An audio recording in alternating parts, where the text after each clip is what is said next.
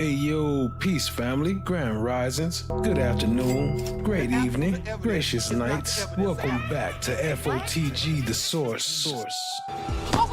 We are locked into day 2 of the most brutal and bizarre case coming out of Las Vegas, the murder trial of Devyn Michaels. The victim, Deviere Willette, was found decapitated. This is a life sentence on the line for a former adult film star, but the crime is only half the story. Yesterday's opening statements laid out a roadmap of betrayal and chaos.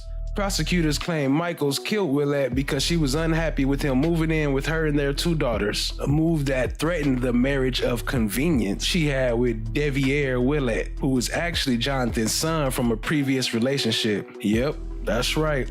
A family web so tangled it took a brutal murder to untangle it. The prosecution claims the motive is a jealous rage over a disrupted insurance scheme/affair. But here's the defense's strategy, and it's a pure gamble. Michaels previously pled guilty to second-degree murder, then dramatically withdrew her plea as we showed yesterday. Her claim is she only hit Willette with the wooden stick. She never confessed to the decapitation itself. The defense is banking on the argument that while she may have smacked him in the head with the stick, someone else carried out the final act. And that's where the reasonable doubt comes in. Who else was in the house? And who said off with his head? Well, today is day 2. As the prosecution starts to lay out the forensic evidence to connect Michaels directly to the final brutal act. If the jury believes she killed him, she faces life in prison. This is the story of family ties, convenience, and ultimate cruelty. We here to watch it, so hit that subscribe, stay locked in, tap in, share with a friend. Let's get it, family. And don't forget to hit that like button too. Let's get it! Open the hand! The absence of evidence is not the evidence of absence. What?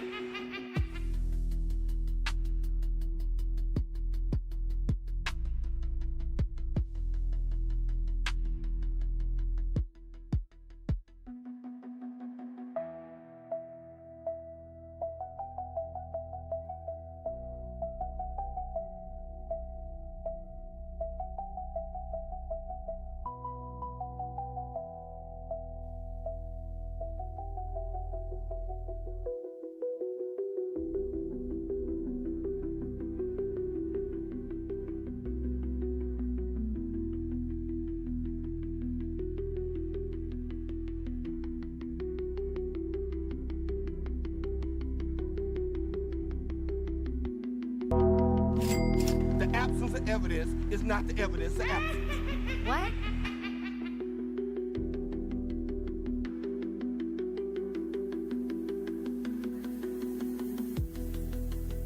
Shout out to Ali for the gifted membership. Appreciate you, family. Show her some love in the chat.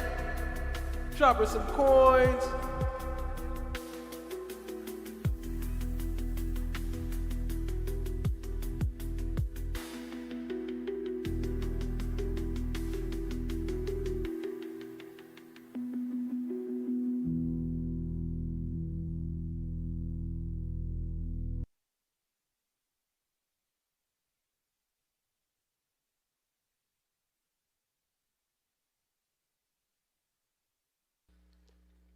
Welcome, everybody. Welcome. We just getting started. Shout out to everybody in the chat. What up, Ali? Miss DB, what up, what up? I see you. No one in the building. What up, what up? Trakisha in the building. What up, what up? Cat Knot Williams said hit the like button. Hey, shout out to Cat Knot Williams. Much love to all y'all. Appreciate you, family. Shout out to Ali for the gifted membership coming in, showing love. Appreciate that. Make sure I can hear, make sure my mic is working right.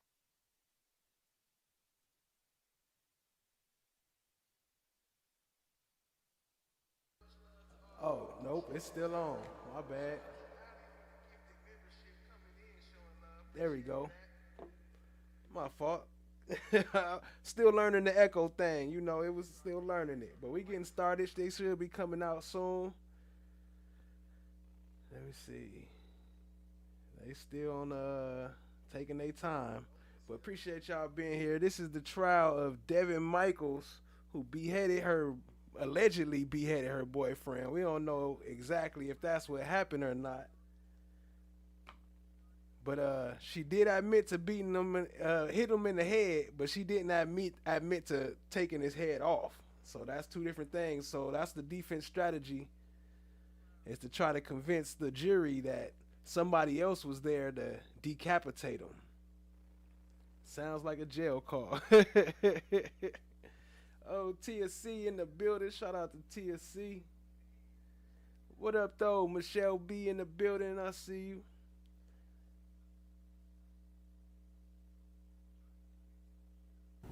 A woman who pled guilty to killing her ex-boyfriend now says she didn't do it and will go to trial to prove her innocence. Devyn Michaels appeared in a court today for a sentencing hearing, but will now go to trial instead. She previously pled guilty to the murder and decapitation of her ex-boyfriend, Jonathan Willette. Willette's mother found his body in a bed at the home near Windmill Parkway in Pecos in the Southwest Valley. This happened back on August 7th in 2023. Michaels spoke in the courtroom today, claiming her innocence and apologizing to the family. I'm so sorry, but I didn't do this, and I didn't know this would end up like this. I really didn't, and I will forever apologize to the family. But I don't know how to fix any of this anymore. Michaels' guilty plea has been withdrawn and the case will now move forward to trial. She will now face a first-degree murder conviction. Her attorney stepped down and she will be assigned a new one. The trial is set for July 31st. The absence of evidence is not the evidence of absence. What?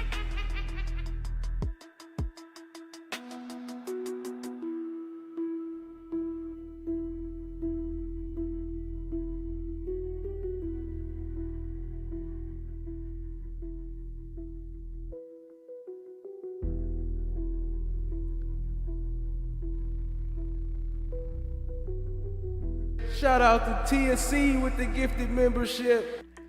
Y'all show some love to TSC. Drop her some coins and some heart hand emojis. Drop her some coins and all that. Throw her some love. Shout out Ali. Drop her some coins as well and some what ups and some smoke emojis and all that. Show them some love. Today's stream sponsors so far. Appreciate you, family. Much love, much love. They taking their time, huh? Let me see.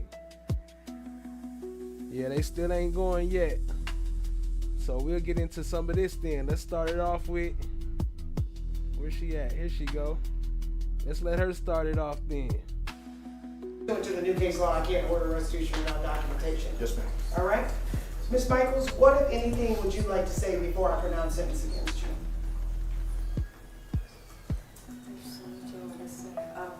What up, Risa? I see you, family. Appreciate you joining. Jonathan Keisha. was very special. NJB Nene. What up, though, NJB Nene? No matter what I say at this moment, I know right now no one in the family is going to believe me. I know right now no one in the family feels that I am innocent at any point, and I understand that. But I can actually prove my innocence. I actually can. And I'm not gonna stop fighting to prove my innocence.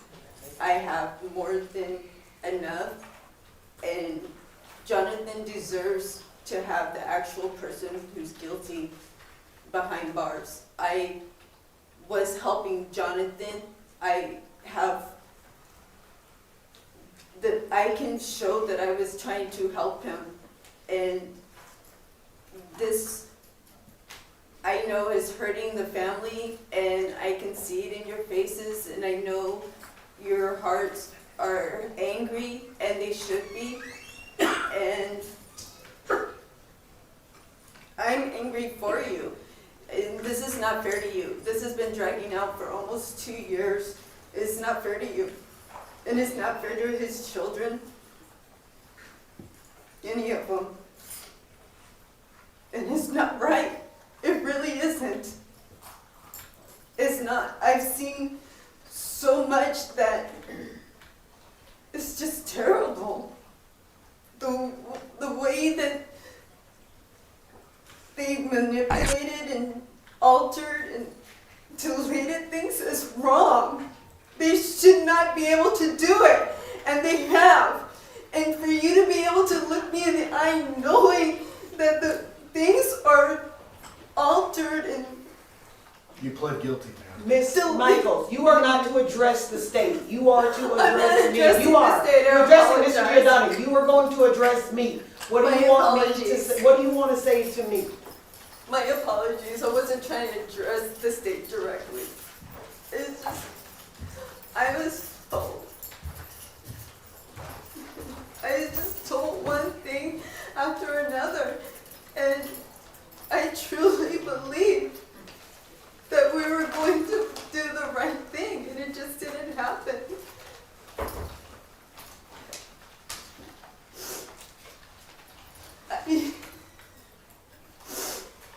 I am so sorry for all of this, but I am so sorry. But I didn't do this, and I didn't know this would end up like this. I really didn't. And I will forever apologize to the family. But I don't know how to fix any of this anymore. I don't. I keep listening to what everyone tells me is the best thing to do. Just do this and it'll work out this way and follow this advice and we'll do this. And I keep listening to the people because they keep saying this is the best advice. It doesn't turn out the way they tell me it will. And it just gets worse and worse. And I don't know what to do anymore. Judge, I'm not comfortable with this record. I'm willing to let her out of her plea if the court is inclined. I don't know how to fix this. All right. It's just, this wouldn't be appropriate. I completely understand. Let's go to trial. Mr. Giordani. All right. Ms. Michael, Judge Mr. Giordani says that he's willing to let you out of your plea and he's willing to try this case. And you understand that he's willing to try this case on an open murder. So a jury can convict you of a first-degree murder. You understand that? Or do you want to talk to Mr. Patrick about it? I don't want to talk to Mr. Patrick. He didn't listen to anything I Miss said. Michaels, I need you to understand what I'm saying to you and answer my question. Yes. Do you want to withdraw your plea and go to trial? Yes, please. All right. This plea is going to be withdrawn. Ms. Patrick, I need you to have some discussions with your client about... Your Honor, I've moved to withdraw at this time. This case needs to go back to the appointed counsel. Miss I will. Michaels, hold on just one second. Miss Michaels, you need to conduct yourself like this is a courtroom. If you cannot do that, then they're going to remove you because I still have business to conduct. Yes, Do you understand? Mr. Patrick? Judge, respectfully, I move to withdraw and have this case sent back to Office of Appointed Counsel. I am not in a position to accept appointment on this case should it go to trial at this time. All right. All right, I'm going to have to reach out to the Office of Appointed Counsel and get her a lawyer that's going to be appointed with the understanding this case is 2 years old. This case is not going to sit stagnant and wait and wait and wait around for a trial. So I'm going to reach out to Ms. Bush myself and have a discussion with her in regards to the appointment of counsel because this is not going to be, this case has been delayed extensively and this case is not going to further be delayed so that there is no justice for everybody. Yes, Your Honor. She was serious about that too. It only took them 3 months to get this going. This was 3 months ago. And now they already here on day 2. Shout out to everybody in the chat. Much love, much love.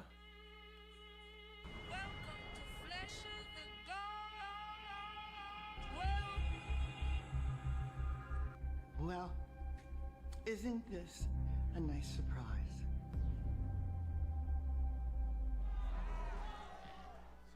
Lady L in the building. What up, though? I see you, family. Trakisa said, take that shit to motherfucking trial. Yeah, yeah. Lady L said, good day. FOTGs in chat. Appreciate you. Nay said, how did she just get to run on and on like that? Hey, you know. They let her express herself. NJB Nay, Allie in the building. Appreciate you. Let's see what else y'all saying in the chat. Michelle B said, hey, everybody. Miss DB said, hey, everybody. No one in the building. Hey, family. You know we got your back. Appreciate y'all. They taking their time to get started, huh? That's why I was supposed to start at 12:15. But they start moving around, so I figured we could go ahead and get started. But they still taking their time. I got another clip. That's cool. Vocal now. I don't know how to face this. All right. It's just, this wouldn't be appropriate. I completely understand. Let's go to trial. A woman about to be sentenced for killing and decapitating the father of her children withdraws her guilty plea, saying she's innocent. It's a case our 8 News Now investigators first years ago. Thank you for choosing 8 News Now this afternoon. I'm Sasha. 47-year-old is in prison, but just as a judge was actually getting ready to sentence her, Michaels pled that she was innocent.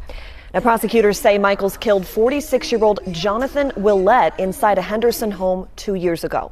His family packed the courtroom to see Michaels head off to prison when prosecutors said her comments made it inappropriate to continue. It doesn't turn out the way they tell me it will. And it just gets worse and worse.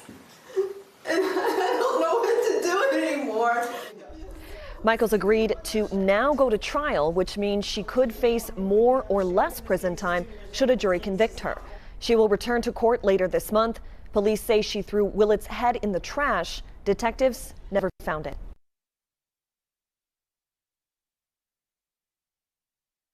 Never found the head. Shout out to Allie. She said, I get to take a quick smoke break. Well, don't drop that blunt to blunt. Don't drop that blunt to blunt. Don't drop that blunt to blunt. Don't drop that blunt to blunt. They taking their time. You know, it's another case too. Here, let me see. I could play some of that. It's another trial going on too, where this lady shot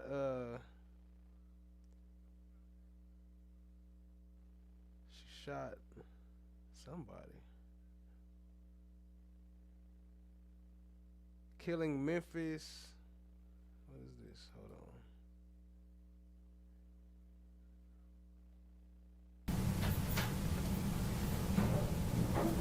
on. Memphis pastor. She killed the pastor. We can get into some of that while we wait. After she gets back from being out of town, that threw me the fuck off. Like, wow. Like, so she gets back on Friday. She was like, hey, we hang out Friday and Saturday. My only concern is that she is waiting a callback for an interview for a process. And she said it may be next Saturday, right? And I know that she would leave, of course, for that. And given if I'm going to Atlanta, she's about 100 miles away, she will ditch me, right? Like, I would force her, say, go, and ditch me, right? But I just don't know. I want to put myself in a situation where potentially we may not be able to hang out in that regard because she got this other stuff that she's worried about. But I am, like, high-key shocked and, like, super, like, blushed about it, because like it just kind of came out of nowhere. Like, we were talking about other stuff and it was like, hey, what about, it's like, oh, okay, I'm with you. You wasn't expecting to see that while I was in my speech contest. I was just a counter, so it don't matter, I wasn't doing that. But I don't know what to do. I think a couple of things, right? So I live in this other tension. So that means furthering the conversation, right, with wife, which she's in a good place about that. I think I talk about exes and no place in your current city. Those are the hard no's.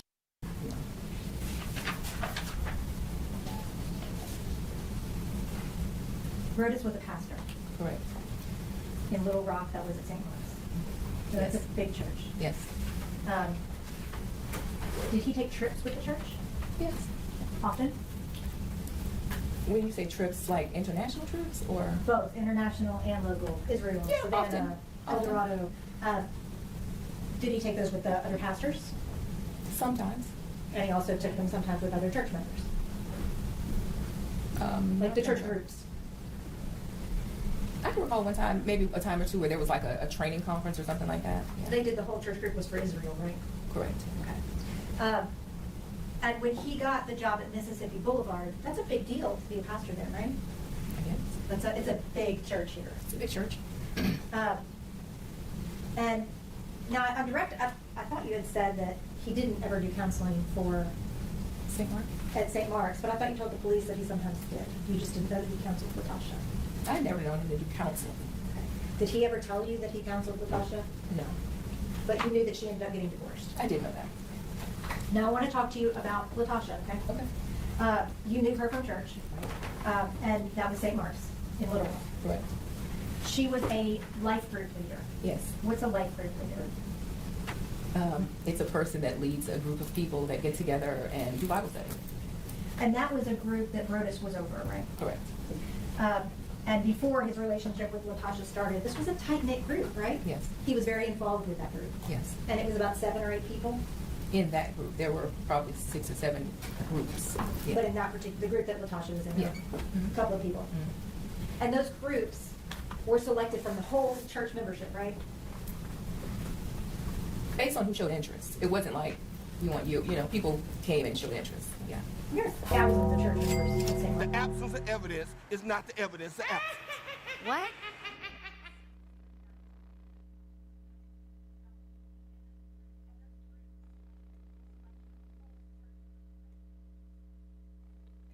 Shout out to TSC.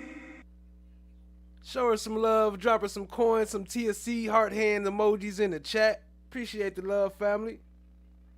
Much love, much love. Y'all show her some love. Stream sponsor of the day, her and Allie. Appreciate y'all. And Chad My Black is golden as always. Much love, much love.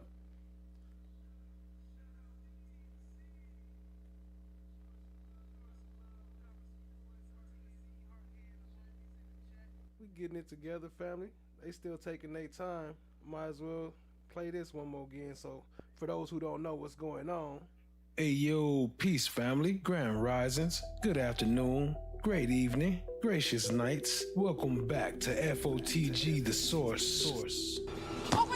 We are locked into day 2 of the most brutal and bizarre case coming out of Las Vegas, the murder trial of Devyn Michaels. The victim, Jonathan Willette, was found decapitated. This is a life sentence on the line for a former adult film star, but the crime is only half the story. Yesterday's opening statements laid out a roadmap of betrayal and chaos.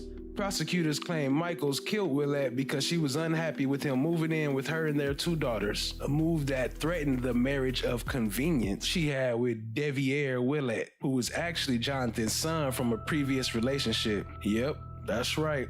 A family web so tangled it took a brutal murder to untangle it. The prosecution claims the motive is a jealous rage over a disrupted insurance scheme/affair. But here's the defense's strategy, and it's a pure gamble. Michaels previously pled guilty to second-degree murder, then dramatically withdrew her plea as we showed yesterday. Her claim is she only hit Willette with the wooden stick. She never confessed to the decapitation itself. The defense is banking on the argument that while she may have smacked him in the head with the stick, someone else carried out the final act. And that's where the reasonable doubt comes in. Who else was in the house? And who said off with his head? Well, today is day 2. As the prosecution starts to lay out the forensic evidence to connect Michaels directly to the final brutal act. If the jury believes she killed him, she faces life in prison. This is the story of family ties, convenience, and ultimate cruelty. We here to watch it, so hit that subscribe, stay locked in, tap in, share with a friend. Let's get it, family. And don't forget to hit that like button too. Let's get it!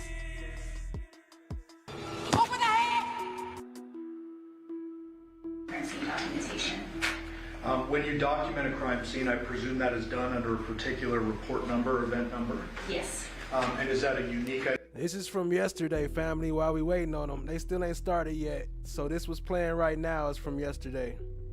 identifying number that allows you to categorize everything from this particular scene or investigation is associated with this number. Yes. And then Henderson tracks their event number via a report writing system, and people can add to that and update reports. Is that Correct. fair? In this particular case, were you operating under event number 23-15229? Yes. If you could describe for the ladies and gentlemen how it is that you received this call for service. So on an incident like this, I will typically get notified by the detective sergeant. Usually the homicide sergeant or the homicide lieutenant will get the initial call from patrol, and then they will call me and let me know that we may have an incident, and we'll coordinate detectives as well as crime scene personnel responding to the scene. And is it your duty or your responsibility to assign your crime scene analyst to a particular call? Yes. And is that based on a rotation or a shift? How does that work? So my folks are assigned shifts, so they work shifts, and then once we get to the scene and determine what we have, we'll start assigning What up, Aubrey? Y'all, I see you, family. Appreciate you joining. responsibilities. And on August 7th of 2023, our date in question, do you remember how many crime scene analysts you were supervising at the time? 2 at the time. At that scene? At that scene, yes. Overall, how many in your team? 8. I have 8 total. Okay. And is it common for a homicide scene such as this to have 2 plus a supervisor? At least 2, if not more, and myself as well. Okay. Who are the other 2 that responded to this scene with you? So I had CSA Megan Bone and CSA Randy Newbold with me. And you mentioned dividing up duties. How do you go about doing that? It's 2698 Paladura, yes, obviously located within a residential neighborhood. yes. And describe kind of what we're seeing in this particular photograph. This is the front of the house. This is how it appeared when we arrived. The garage door was partially up like that. There was crime scene tape that had been placed by patrol officers. There was a cone in the driveway that had been put there by patrol officers. And during our initial briefing, we'd been told that they believed that they had located an area of blood. And so they had kind of identified that and marked that with a cone. And then you can see one of the individuals who lived in the house was sitting out front with one of the patrol officers. Anything of note about the garage? The garage door was found in that position, partially up. Okay. 19, is this just the address marker and a little sign that says guard dog on duty? Yes. 20, just for the record, that's the garage? Yes. And could you estimate, was that like 2 feet, 3 feet? Can you remember? Not exactly, but The absence of evidence is not the evidence of absence. What? Yo, big shout out to Allie with another gifted membership. Appreciate you, family. Show her some love. Shout out to Allie. Y'all drop her some coins and some what ups in the chat. Appreciate you for the support, family. Much love, much love. Show her some love.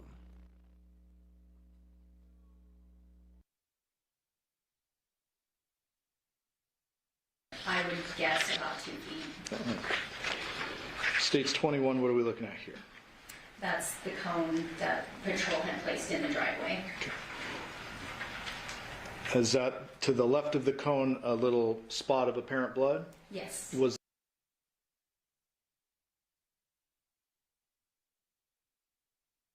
that presumptively tested? Yes, it was. And what was the result of that? It was presumptive positive for blood. As a result of the presumptive positive test, what do you and your team do with that? So we use our own placard, which there are additional photos of later on. We use our own placard to identify this area of blood. In this case, I believe it was marker A. States 22. And we re-photograph it again with our placard, and then we will collect a sample of it. Okay. And so in 22, you can see there's a couple of, looks like spots or like a trail or whatever you want to call it. Is that right? Correct. I'm going to try not to be redundant with the photos. The video is today, but the audio haven't started yet, so the audio is still from yesterday until they start. Well, it looks like they start now. Nope, not yet. Oh, that's probably the jury coming in, so they probably about to start. But, oh, yep, here they go right now. We got action, family.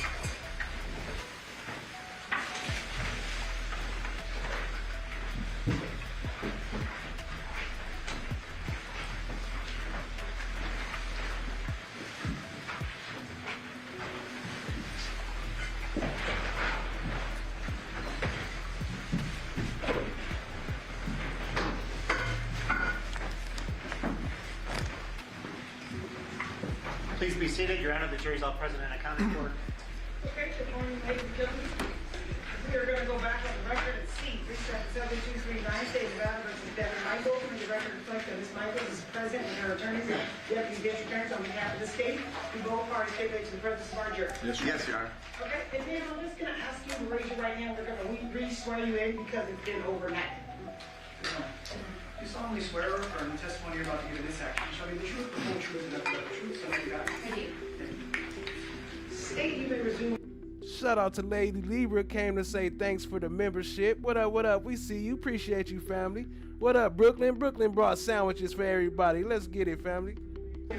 Thank you, Your Honor. Ma'am, yesterday we left off with a couple of questions about the backyard and that side gate, that wooden fence. Do you remember that? Yes. I'm going to show you now 163.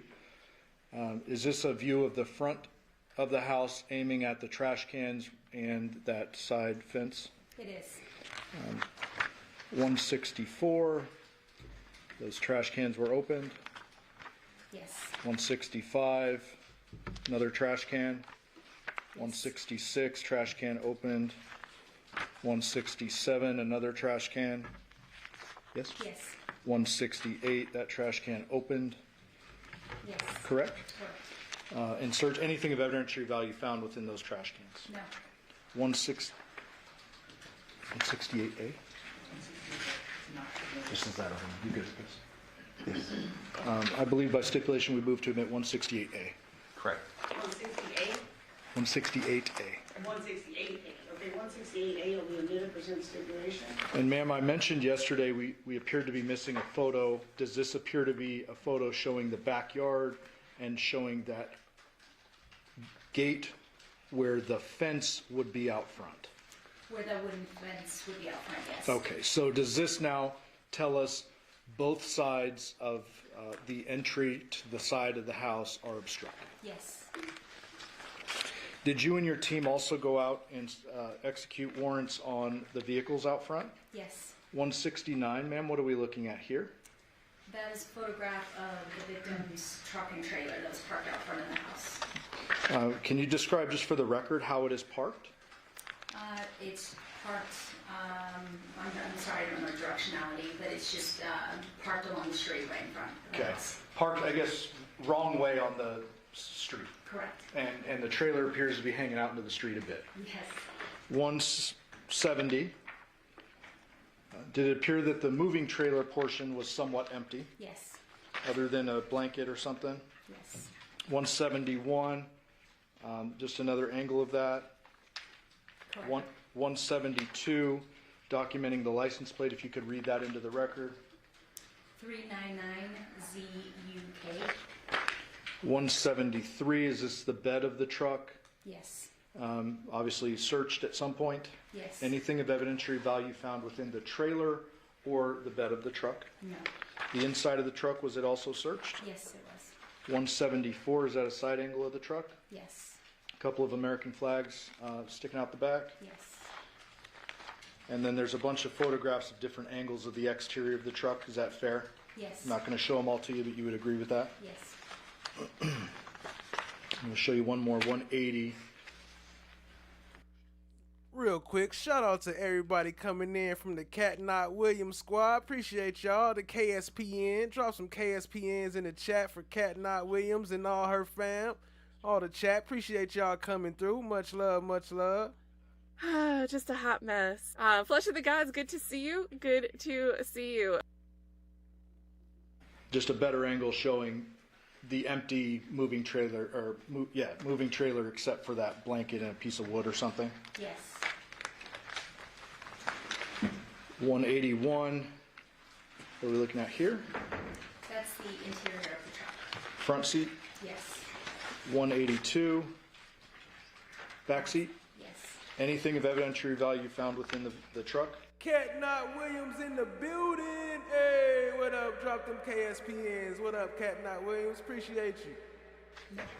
In addition to the truck, was there a little blue sedan parked out front? Yes, a little Nissan Sentra. And was that searched as well? It was.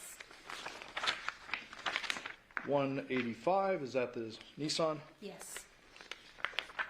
186, rear of the Nissan? Yes. Looks like a temporary tag. Yes. 2010 date on it. Yes. Can you read the plate into the record? Sure. 1E67224. And that vehicle was searched as well? It was. 188. Front seat? Yes. 189. Back seat? Yes. 190. Trunk? Yes. Appears that there's a bunch of random materials as though maybe someone was packed. Yes, it was full. Anything of evidentiary value found within the Nissan? No. And I'm assuming that when you're referring to evidentiary value, that would include anything related to blood. Correct. So let's go back inside the residence just briefly. I'm almost done with you. Okay. 193, we showed this yesterday, but this particular dog door, did you say was it impounded under our vent number? Yes, the cover was, yes. And you mentioned some latent print processing. 194, what are we looking at here? So that's the door that's leading from the laundry room to the garage, and that was also processed for latent fingerprints. And 195, a closer view of that same area? Yes. You mentioned yesterday sometimes you'll process and use photography, other times you'll process and actually pull tape. Correct. Here it looks like you may have pulled tape. We did. Destined to be in the building. What's good, family? I see you. Appreciate you joining. And want to ask you some general questions about fingerprints. Sure. Fingerprints are an artifact left behind when someone touches something, correct? Correct. And there's latent ridge detail that could be matched potentially to a known fingerprint, correct? Correct. Fingerprints don't tell you anything about timing. No. Right? That could have been left there a day ago, a month ago, a year ago. Yeah, it's very, very difficult to establish a timeline for a fingerprint. Okay, and if someone is a known occupant of a home, you would expect their fingerprints to be in their home. Absolutely. If someone had lived in that home previously, you would expect fingerprints to be in the home. Absolutely. If someone had been inside the home, one or two times, they may have left prints as well. Absolutely. You just never know, but Yes. you do it nonetheless. Correct. Then go back to the body a bit.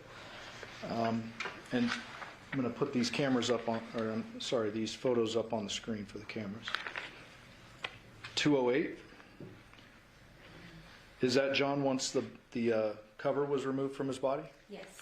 There was a suggestion yesterday that maybe the decapitation occurred at a different location, and his body was moved to this location. Is there anything about this body that suggests otherwise? We did not feel that the decapitation occurred anywhere else. Based on his lividity, when we removed those bedding and all those sheets, his lividity was consistent with that position. There was no mixed lividity or anything to suggest that he had been in a different position. Okay, the jury's hearing the term lividity for the first time. Sure. What do you mean by that? So lividity occurs when your heart stops beating. The blood in your body would pull into the natural cavities of your body. So the lividity becomes fixed at a certain point, but you'll see dark discoloration that's consistent with the position of the body. And so if a body lays, say, in this position on the belly for an extended period of time, Right. the blood essentially settles with gravity. Correct. And that at some point becomes fixed in the body. Correct. Now, if a person is killed, and they sit there for a minute, an hour, and then are flipped onto their belly. They're on their back when they're killed or whatever. Right. Are there times in which the lividity will change a bit? You'll see a variance in the lividity. Okay, and in this particular case, anything suggesting that he was moved from this small position on the bed other than maybe flipped over? No. In addition to that, we talked about how you believed it was a post-mortem decapitation. That's correct. As a result of that, you're not going to have spurting vessels or veins or arteries, correct? Correct. However, there is blood leaking from the Right. decapitation. Right. Did you see anywhere outside of this small area in the scene any evidence to suggest this body was dragged in, brought in, carried in, or anything like that? No, nothing of the sort.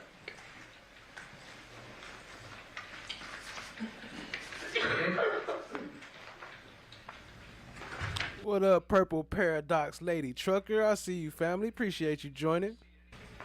Showing you 212. Now that the cover is removed, can we see more of those what appeared to be chemical burns? Yes.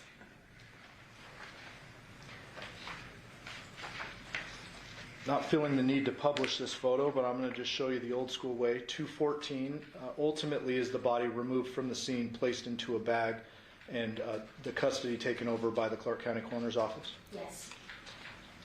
Ladies and gentlemen of the jury, I just remind you, you will have all of the photos that were admitted into evidence when you go back for your deliberations. Thank you, Your Honor.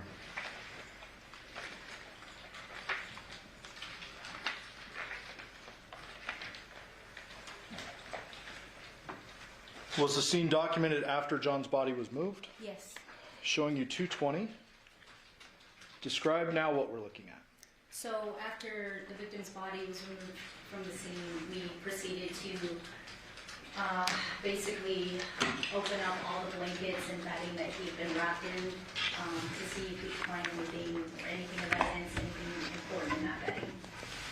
And so we can reorient, if the jury can't recall, is this the foot of the bed down in the lower left portion of the photo? That pillow is the pillow that we discussed yesterday that was underneath the upper portion of his torso. Okay. Well, I have another personal question. Have you ever received a massage? Yes. It's weird, but I have to ask it. So, are there times in which a pillow is placed under a person's body when they're getting a massage? Sure. Okay. Down here, bottom left portion of the bed, when you first come upon the scene, that is bare, correct? Right. Just mattress, Just and then mattress. we saw the red staining in this area. Correct. When you fold the sheet back, is this red staining consistent with the location of that other red staining we saw in the mattress? Yes. Okay.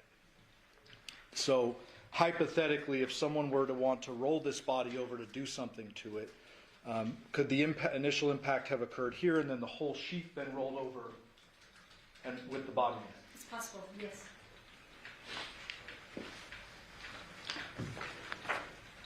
.221, another angle just showing kind of now we're peeling the layers a bit or getting different angles of the layers. Yes. .222, is this the remnants of the pillow and the blanket that were underneath where John's head should have been? Yes. I'm sorry, Counsel, which exhibit is that? The number? 222. Thank you. You're welcome. 223, what is this?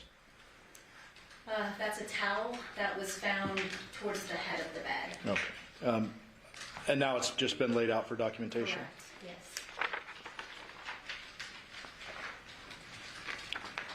225. Are we now seeing the white comforter kind of spread out? Yes. And a couple of blood spots in corresponding corners on the top? Yes.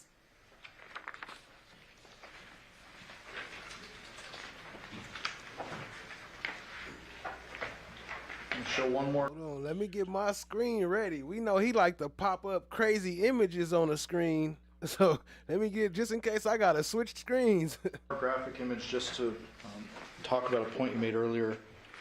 229. Is this some of the lividity that you were talking about? Yes, that's exactly what I'm talking about. Okay. And that's kind of blood settling when a body remains in a position post-mortem for an extended period of time? Yes.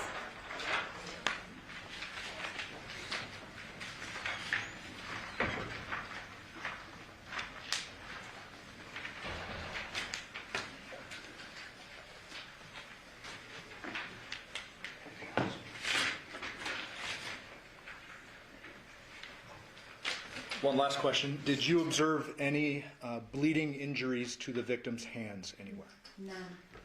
Thank you. I'll pass the witness. Thank you. Uh-oh. Here comes the cross-examination. Good morning. Good morning.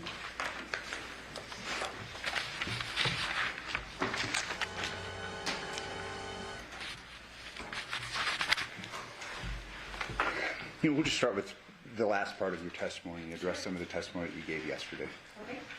You were asked a series of questions concerning lividity and when lividity sets in, correct? You'd agree with me that you don't have an opinion as to the time of death. I would agree with you, yes. So when you talk about lividity, you're kind of just guessing because obviously lividity sets in after someone dies, correct? Correct. And if you don't know when a person dies, you just kind of have to guess when the lividity. Obviously, it begins after the person dies, but we don't know when, correct? There are several factors affecting lividity, yes. And what time was it that these photographs that you've testified concerning? When were these photos taken? We entered the scene, I would say somewhere between noon and 5 o'clock. So we're talking about a 5-year period, and you're giving us opinions concerning lividity. And that's just the 5 hours that you were there, correct? Correct. You gave an opinion concerning it appears the body had not been moved, presumably from the time of death that you don't know, correct? Well, I don't know the time of death, no.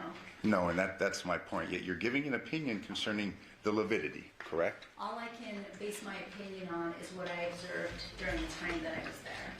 Correct. That's somewhere during that 5-hour period, correct? Based on my knowledge of lividity and based on what I observed while I was there, that's what I'm basing my opinion on. Let's talk about lividity. When does lividity begin to occur?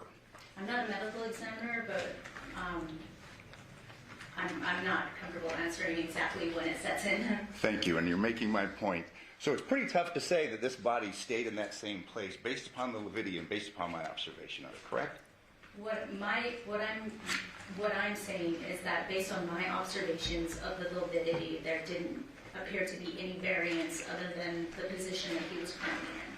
Fair to say the body dies and it moves 2 or 3 times in a 1-hour period. You can't give an opinion concerning the lividity and when it set in and if the body was moved or not, correct? I'm not a medical examiner, and like I said, there are several factors that affect lividity, including the body itself, temperature, things like that.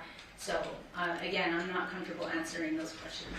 So fair to say, let's just not get a point where, well, the body wasn't moved because of lividity. That's a fairly unfair assumption, an unfair testimony, unfair conclusion to reach, correct? No, I would not say it's unfair. I see. We don't know when the body died, correct? Correct. We don't know what time lividity may have set in, correct? Correct. But nonetheless, you're just going to testify and say the body wasn't moved. Lividity evolves. Correct. Lividity evolves, and at a certain point, it becomes fixed. And again, there's a lot of factors involved. So again, all I'm basing my testimony on is what I observed while I was there. Okay. During the 5-hour period, correct? We were there longer than 5 hours. Yesterday, you had given testimony that based upon what you saw and the evidence you collected, you had an opinion that it was there on the bed. This gentleman died, correct? Correct. You testified that there wasn't any signs of struggle. Correct. Fair to say there could have been a struggle somewhere else and the body wound up on the bed. You can't give an opinion, correct? No, I can't. You testified yesterday that we, and presumably that's you and other crime scene analysts, or who else? You said we a number of times, like we hypothesized that about him, the body being rolled. Who was we? Members of my team, members of detectives who were also there. We did a lot of discussing as a group, as a team. And when you talk about hypothesizing, is it kind of like in a scientific sense where you reach a hypothesis and then test it? We don't, that's something that we can't really test. But based on our observations and evidence at the scene, yeah, we potentially come up with theories on how bloodstain patterns could have occurred. That's very common. Okay. But then again, too, we don't know the time of death, based upon your testimony, do we? We don't.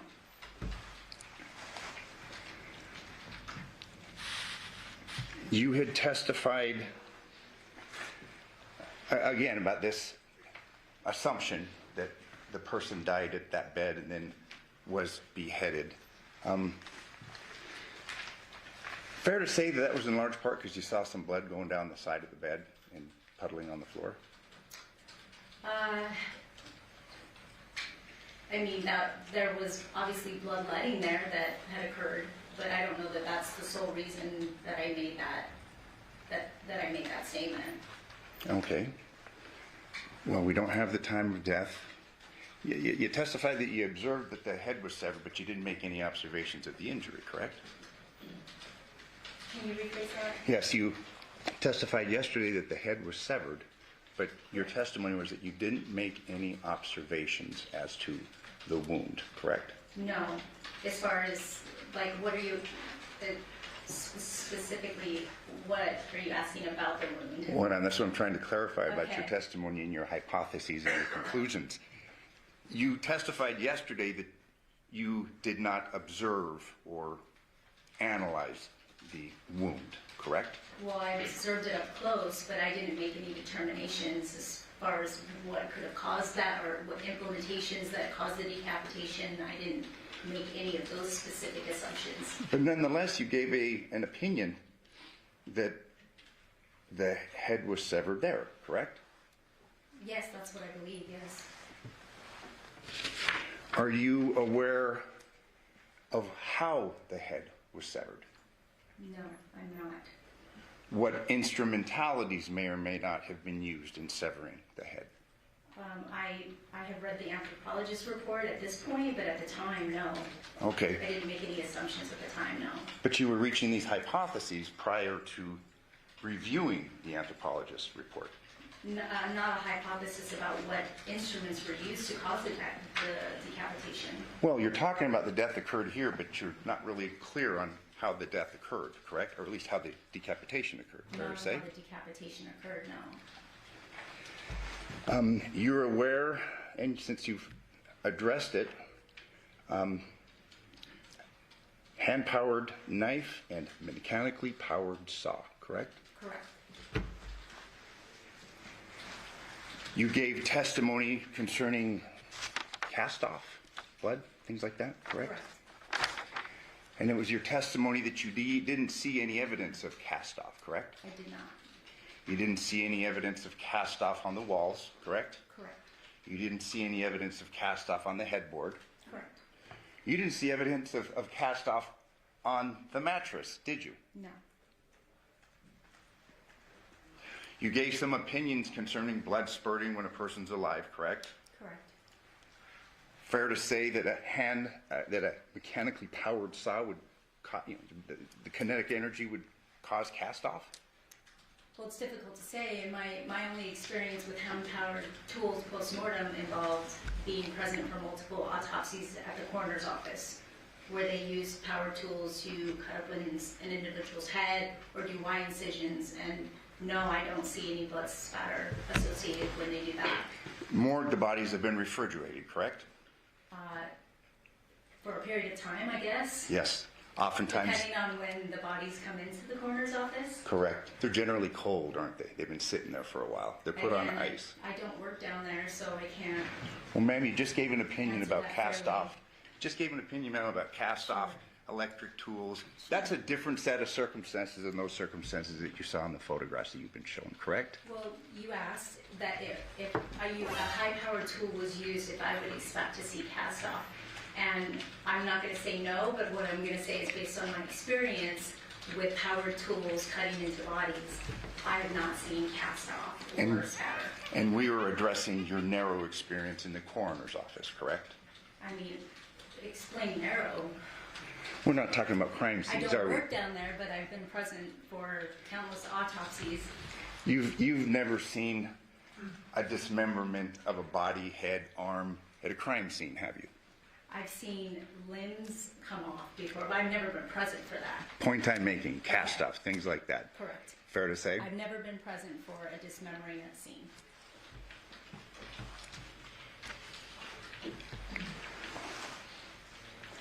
You had given opinions and all. Are these all the exhibits right here? Bob, the ones I used were Today, these were yesterday's? Okay. All of them.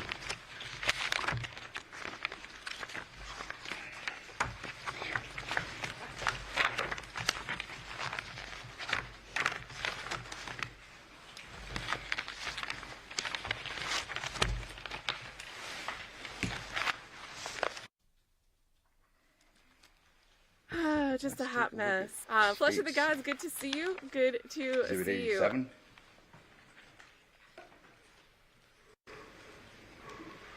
Body on the bed. Correct. You recall your testimony concerning blood here, blood over here? Yes. Appears to be two different spots, correct? Correct. You testified that you observed the blood, but you'd agree with me that you can't quantify the amount of blood there. No. Are you aware of how much blood is contained within the human body? Not exactly, and it depends on the body. Larger, more blood, correct? Absolutely, yes. Are you aware of the body that you took photos of, the measurements? Like how big he was? Yeah. We don't do that specifically. The coroner's office would take a weight and height. Didn't look at a driver's license? There was no driver's license at the scene. If I told you that person was 6'4", any reason to disagree with me? No. Fairly large body? Sure. That brings another point. Yesterday you had testified that you could have moved the body over, correct? I could have rolled a body. Have you done that before?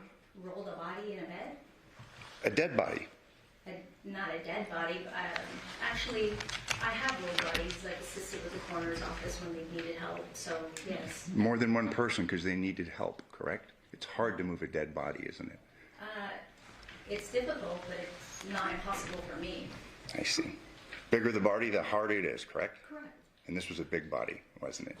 Sure. I mean, I would say he's average male size. 6'4" is an average male size? In my opinion. Okay.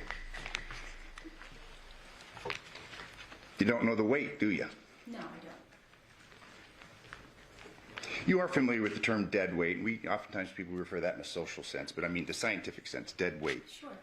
Body doesn't maintain its center of gravity. It gets real hard to move, Sure, correct? absolutely. It's like trying to move a big wet bag of cement. It's hard. Sure.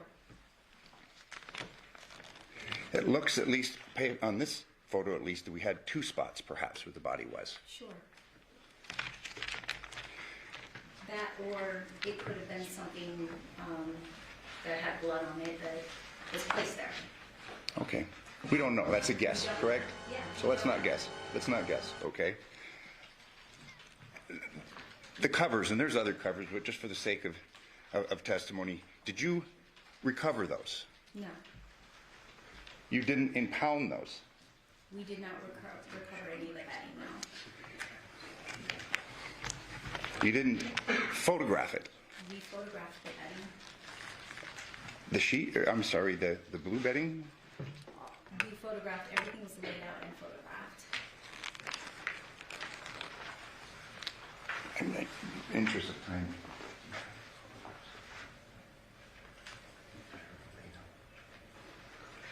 the colors. Yeah, it's in that. Is it in this? Yeah. It's just slanted. I brought these things. Thanks, Mike. So there was no analysis performed upon the bed cover? No. Analysis of what kind? Cuts. We did visual observations, but we did not observe any cuts on the bedding or the bed. Did you take any close-up photographs of the members, of the, future members of the jury, law enforcement, defense attorneys? No? We did overall photos, and if there had been any defects observed, we would have documented those. No close-ups? Close-ups of what? The bedding, where the body's found. We laid out the bedding, but like a close-up is would be something of a specific area or defect or something like that, so. I mean, you're giving testimony. Show that anything that I may have said, they exacerbated it. Specific area or defect or something like that, so. I mean, you're giving testimony about a head that you don't know how was cut off, and that somehow that happened there, correct? Correct. And you didn't keep the bedding, correct?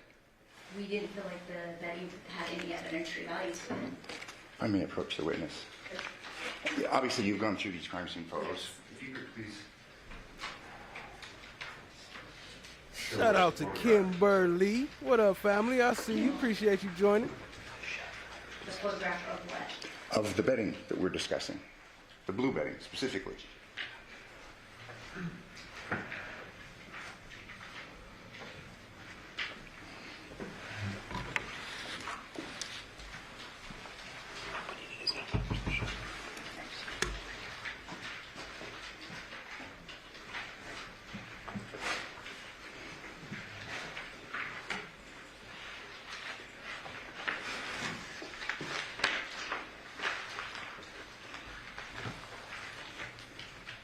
They ain't taking no risk today. Like, we ain't risking your pictures, bruh.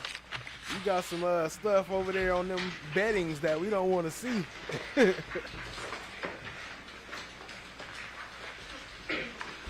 Y'all make sure y'all hit that like button. You can just pull them out. Thank you.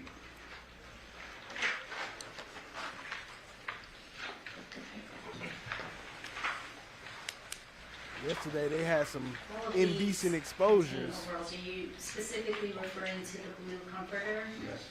Okay. Sure.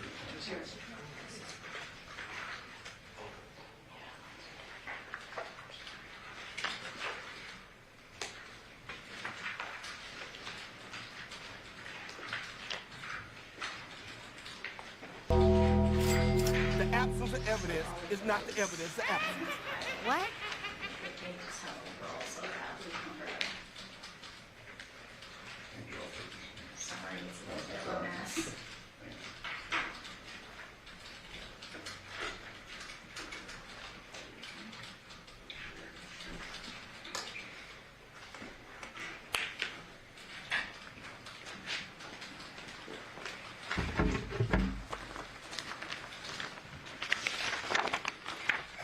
State's Exhibit 220. It's one of the photographs that you just pulled out, correct? Yes, correct. Photograph 221, correct? Correct. Photograph 222, Correct.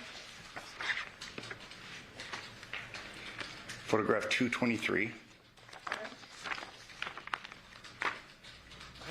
photograph 224.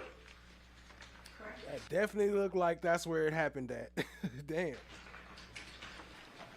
No close-ups, correct? Again, like close-ups of. The fibers, I mean, to say cuts. I mean, obviously, we've now learned that a power saw was used, correct? Correct. No close-ups of. And again, we visually observed every item on that bed. With a magnifying Every glass? piece of bedding, the towels, everything, the pillows, everything that was on that bed, and we didn't observe cuts or defects on any of those items. So you got a head that's cut off with a saw, and it didn't leave any marks. Power saw. Fair to say? We did not observe any defects. It's your opinion that's where the head was cut off. Correct. 226. Same thing, correct? No defects. Correct.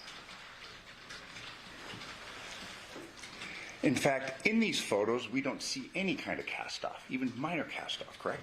No. On the bedding, no. Not on the bedding, and that's where the bed was found, or that's where the body was found, correct? That pillow underneath.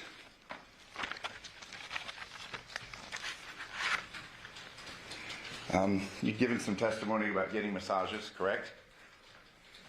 About getting massages? Sure. Yeah, getting correct? Yes. Head usually goes on the pillow, correct? I I guess. Fair to say, I mean, in your experience, since you gave an opinion concerning that, when you're getting a massage, your head's on the pillow, correct? Well, I mean, most massages, there's really not a pillow. You put your head in a headrest. Well, on you a talked, massage table. and that's the point I'm making. You gave an opinion about a pillow and a massage just a few minutes ago, correct? Correct. All right.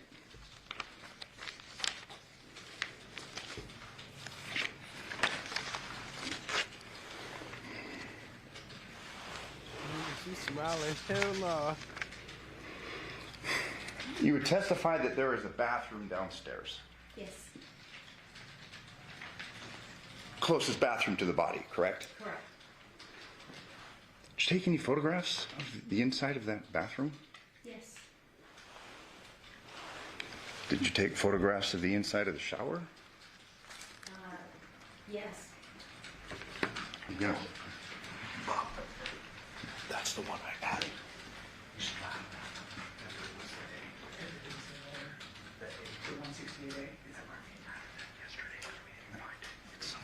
Okay.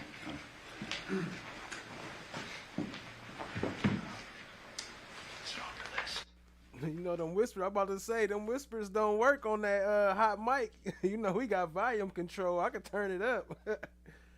So on the poll so far, does this make her look innocent? Dang, I forgot the K. Lou innocent. Nope, she guilty. 10%. Yes, she innocent. 0%. I see reasonable doubt. 20%. And ask me again in an hour or so. 70%. Not enough information yet. But that do look like that's possibly where it happened, because it looked like a lot of plasma going down the side of that bed. Appreciate y'all being here. Hit that like, hit that subscribe, tap in. I don't recall an exact number. You arrive on August 7th, 2023, correct? Correct. You've given testimony concerning things that you documented that you felt were of evidentiary value, correct? Correct.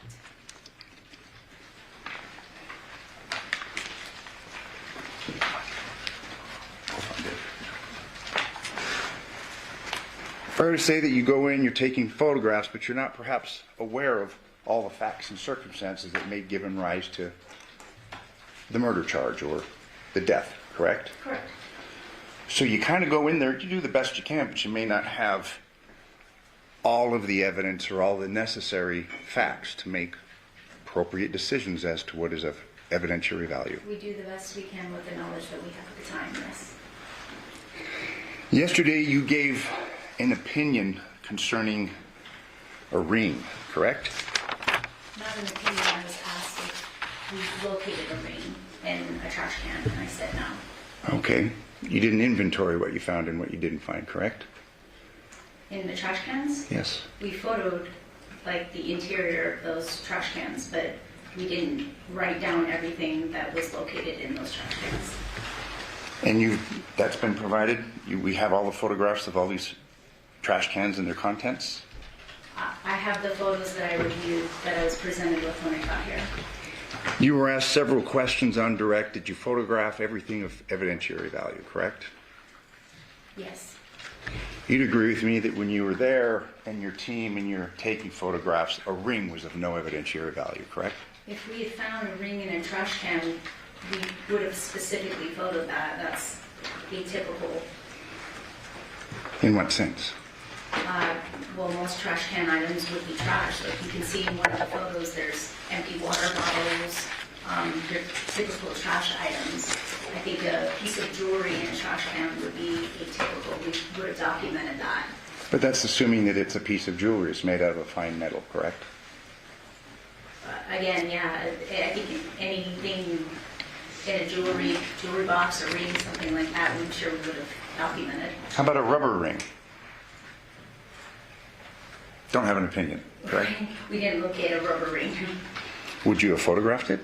I'm sure we would have photoed the contents just like we did on the other trash cans that there are photographs of. We photographed the contents inside the trash can. Exhibit number 68, trash can. It's your testimony that you photographed the contents of exhibit 68.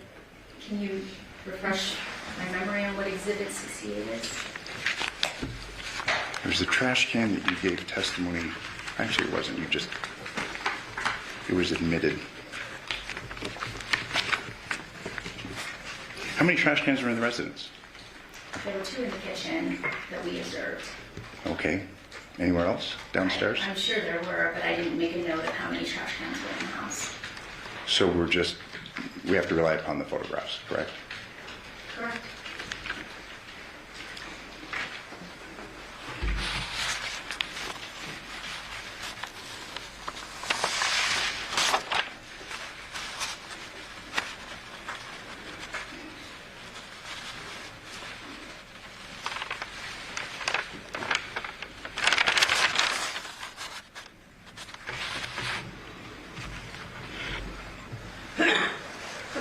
The blood that was, the drop, there was cone number 1. Do you recall the testimony concerning that? Well, there was marker A and there was marker B. The first one, that blood drop. On the driveway or Correct, on on the driveway. Okay. Was that collected for further analysis? Yes, we collected a sample of that. Thank you. I have no further questions. Can you read the rest of it? First, I moved the admission 168A.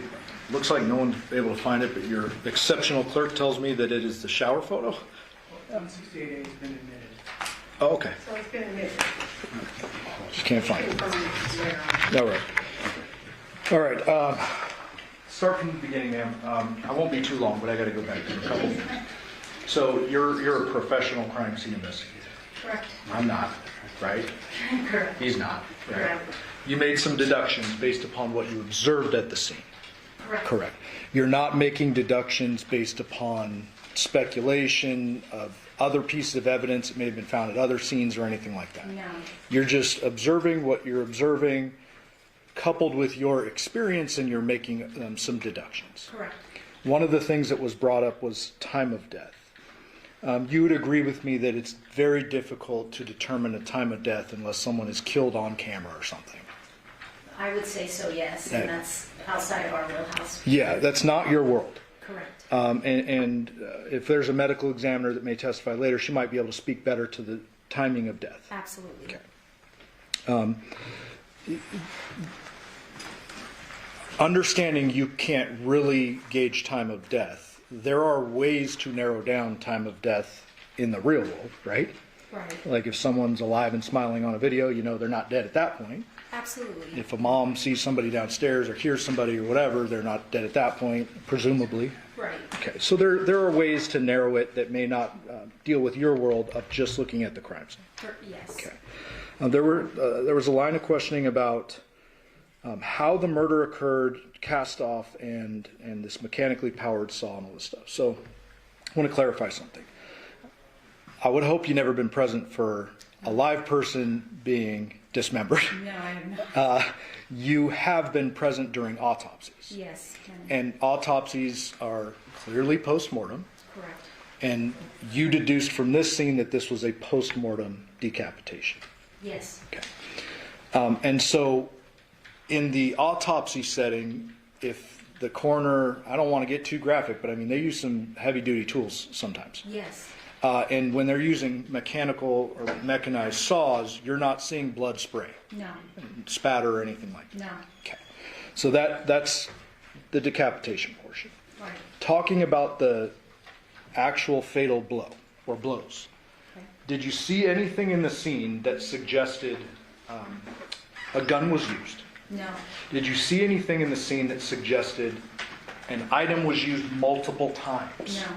What would you expect to see in a scene if a head blow is done multiple times? That's where you would see various types of bloodstain pattern. Okay, and that would be cast off or spatter or whatever. You would see multiple impact patterns, impact bloodstain patterns. Would you expect to see cast off if there is a single blow? No. There was a discussion about John's size, and I don't want to get too morbid, but you can't estimate his height when he's missing his head. Correct. Right. Correct. And so you're just deducing based on what you saw of this headless body that a person of your size could flip that person over a couple feet or whatever. Correct. Okay. There was a lot of discussion about defects in the bedding. I want to clarify here. So when you have a large item like a comforter, you're taking, you and your team are taking overall documentary photos. Right. If you see a defect, especially on a scene where somebody's missing a head, you're going to zoom in and focus on that. Right. So what your normal process is, you're observing it, you're looking for defects, you don't find it. Right. If you did find one, that would be like a zoomed in photo, maybe an evidence marker or something like that. Yes, we would put something indicating that defect and take close-up photos of it. Now, you weren't there, you don't know what happened when he died, right? No. There was evidence that the person who did it cleaned up the scene because there's a big glaring thing missing from the scene, right? Actually, a few glaring things. Right. Weapons and head. Correct. No telling whether the person who did the cleanup job ditched another piece of bedding that maybe was covering his head when the decapitation, anything like that. It's possible, yes. Yeah, you just don't know. Correct. Okay.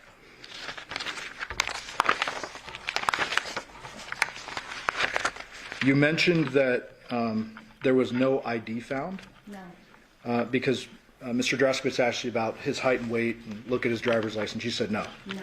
And that reminded me, I don't know if I asked you. Did you find any car keys in the victim's room? No. Any wallet? No. And you said already no ID? No. Any cell phone? No. And then that last line of questioning about the trash cans. All the photos we've seen so far, those are overalls documenting the scene, correct? Correct. Then anything that was of evidentiary value, you get closer photos and you take also photos of anything you're taking from the scene or impounding. Correct. Correct. Fair to say that you and your entire team were fervently looking for the head. Yes. Well, what were you thinking as you're going through the scene when you're opening boxes and? We were opening every bin, drawer, cabinet with a great deal of trepidation that we would find a head somewhere. Okay. And so when I showed you earlier, I'm not going to pull the photos, but when I showed you the bedroom earlier, downstairs bedroom, there's a couple containers and stuff. Yes. All of that is thoroughly searched. Extensively searched. Because there's glaring things missing from your Correct. scene. Okay.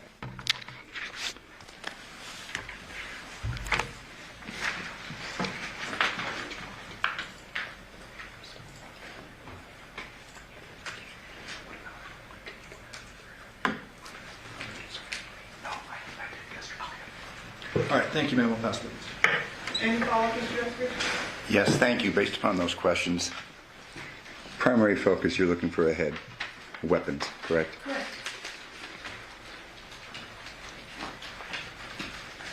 If there'd been any defects to the bedding, to the sheet, to the mattress, to the pillow, you would have photographed. Oh, she get him another chance to go back. Remember on the other trial, Alicia Andrews, it wasn't no recross, it was just done. We would have photographed it and we probably would have taken it. Thank you. No further questions. Any follow-up? No, Your Do ladies and gentlemen of the jury have any questions for this witness? Okay, seeing no response, ma'am, you are excused. Thank you very much for your testimony here today. State and call your next witness. Nicholas Pappas. No jury question. Yeah, he just has the right. Are you guys? He's. I don't want to mix these all up. So if you want this powder, this is the one. This is just the first part of this one that he handed to me. Okay. So this is starts at 88, I believe. Yeah, they're on this part. Okay. That big step. Good morning.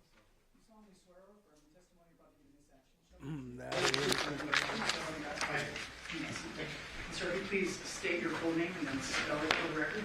My name is Nicholas Pappas, N-I-C-K, O-L-A-S. Last name Pappas, P-A-P-A-C-S. Matt. Sir, what do you do for a living? I'm a detective with the Henderson Police Department. And which unit are you currently assigned? I'm currently assigned to the Crime Scenes Persons Unit, also known as our Robbery Homicide Unit. How long have you been with that unit? A little over 2 years with this specific unit. How long have you been with Henderson PD total? A little over 20 years. I want to bring your attention back to August 7th of 2023. On that date, were you called to a homicide scene? I was. Were you called while on duty? I was actually off duty that day. Why were you called in off duty? Generally, given the size of our unit, anytime that we have an incident such as that, they need additional resources, so the people typically off duty will also get called. Okay, and so on this particular day you're off, you get called in, and around what time do you respond to the scene, if you I remember? believe I responded at 10:36 that morning. And was the scene at Halladura? It was. Located within Clark County, Nevada? Yes, sir. May I approach? Yes. Show you a few exhibits. 8, 9, 10. Gotta blur the camera for them random exhibits. We don't need no unnecessary exhibits. Do those all look generally familiar to you? Yes, sir. And are those all fair and accurate depictions of aerial maps of a couple of different scenes you responded to in this particular case, being the Halladura scene and Porcupine Ridge? Yes, sir. Move for the admission of those? No objection. Okay, those are your minute. Thank you. So I'm going to start with Exhibit 9.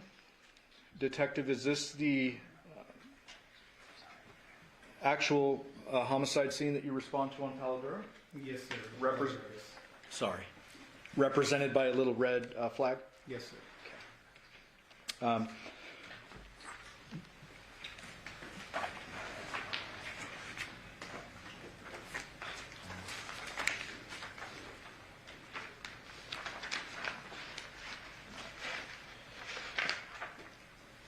When you respond to the scene, Detective, what is going on at the scene?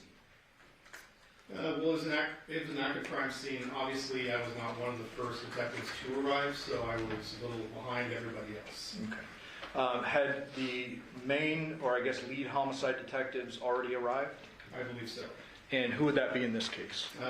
Detective Dennis Lozada was primary in this case. Okay. Primary meaning he's kind of responsible for delegating duties and such? That is correct. But you have a role in this as well? Yes. You worked in a support role, essentially? Yes. What is it that you first do when you arrive on this particular scene? So when I originally got called out to this, like I said, I was a little bit behind, so we were in charge of actually canvassing for video surveillance originally. Okay. I'm going to show you states 11A. You recognize this? Yes. Is this that same Halladura neighborhood with a bunch of yellow tags on it? Yes, it is. Do you know if this represents the video cameras that was done by your team? I believe so, yes. And can you direct the jury to the area where you were responsible for? So originally I was in charge of the Carolina Laurel area. Okay. Which looks like it's going to be perpendicular to Halladura. Yeah, and let me go back to 9. Carolina Laurel, is that here? Yes, sir. Okay, and that is perpendicular to the Halladura address. Tell us generally what a canvas entails.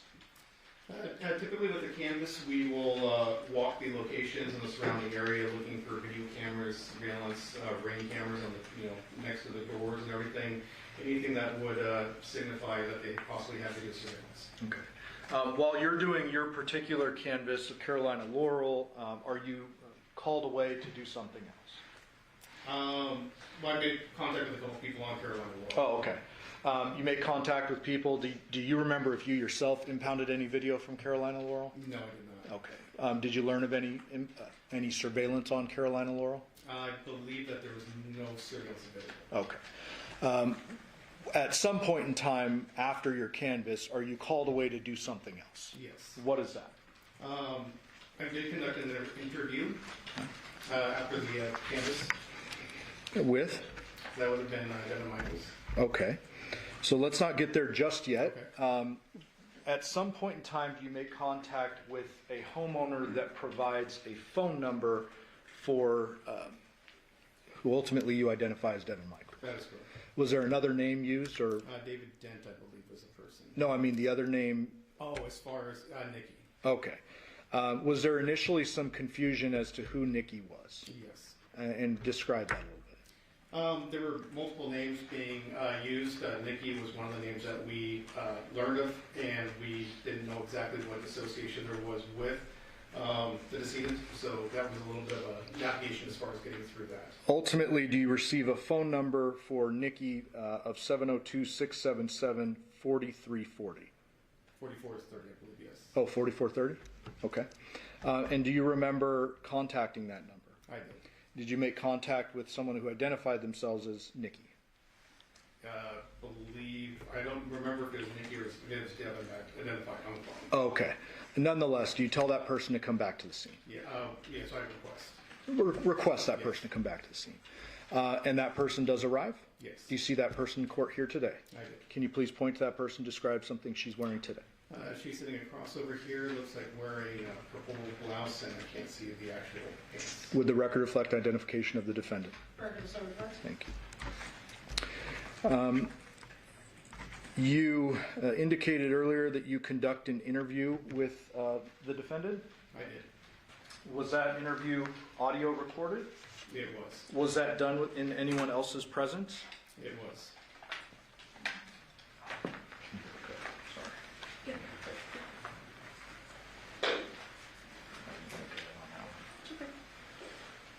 Who else was present for that interview? Detective Dennis Lozano was present for that. Okay. I want to ask you, just generally while we get it booted up, I apologize. At the time you interview the defendant, are you treating her as a suspect, a witness, an unknown? Like, how are you approaching this? It was an unknown at that point because we really had no idea what was going on. Okay. Did you have some preliminary information from a woman by the name of Yoko? I believe so. Okay. But is this more of like an information gathering, not like an interrogation of a suspect? That is correct. Tell us generally what's the difference between an information gathering and like a full-on interrogation. I'd say like in an information gathering type interview, we are literally trying to solicit information as far as what's going on because we don't have all the details. I would say an interrogation would be more directed as far as the direct line of questioning, possibly treating them as a suspect. Okay, so at this point you're just looking for answers and anything you can get at that point. Okay. May we approach briefly?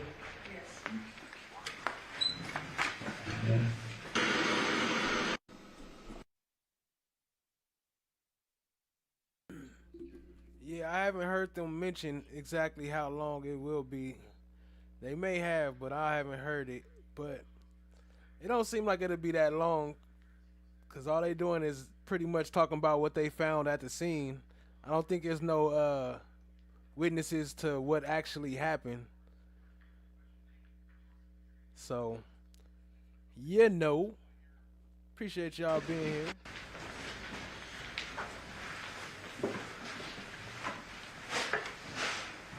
Shout out to Flesh of the Judge, I would Gun. move Tell for the everybody. admission Well, of 618.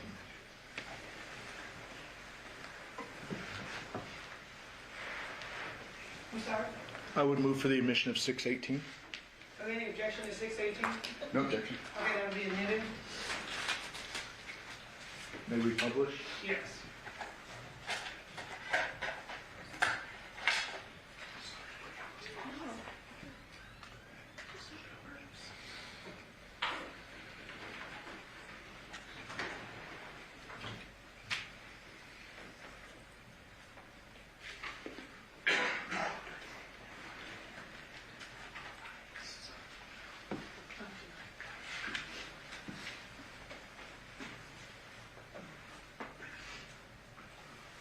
And this was an audio recorded interview?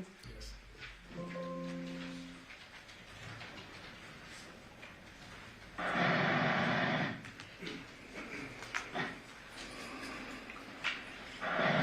Today is August 7th, 2023, approximately 12:11 in the afternoon. My name is Nicholas Alabama, 1531.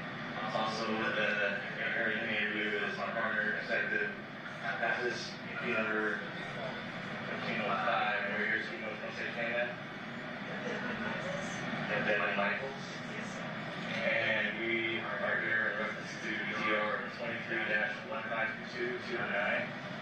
We're in my protected vehicle parked near 2698 Holiday Road garage. So,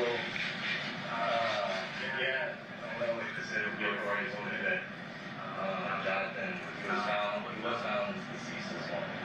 Okay, so Detective, we're going to pause that 46 seconds in. Judge, we have a bit of an echo going. May I inquire if the jury can actually hear what's being said? Are there any issues? Okay. Thank you. As well as, please remember, ladies and gentlemen, you will have this recording with you because it's been admitted into evidence, so you will have it for your review during the deliberation.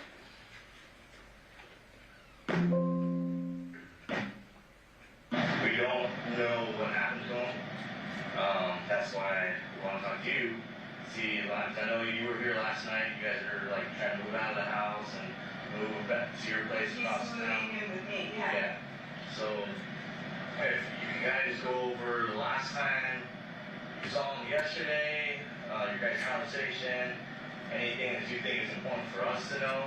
As of right now, like I said, we don't know anything. You know, we just need to find out and start putting things together to figure out what happened. We spent the whole day together yesterday. We were school shopping, clothes, supplies. We loaded up the truck and we took it to my house. Unloaded it, came back here, was loading more things up. That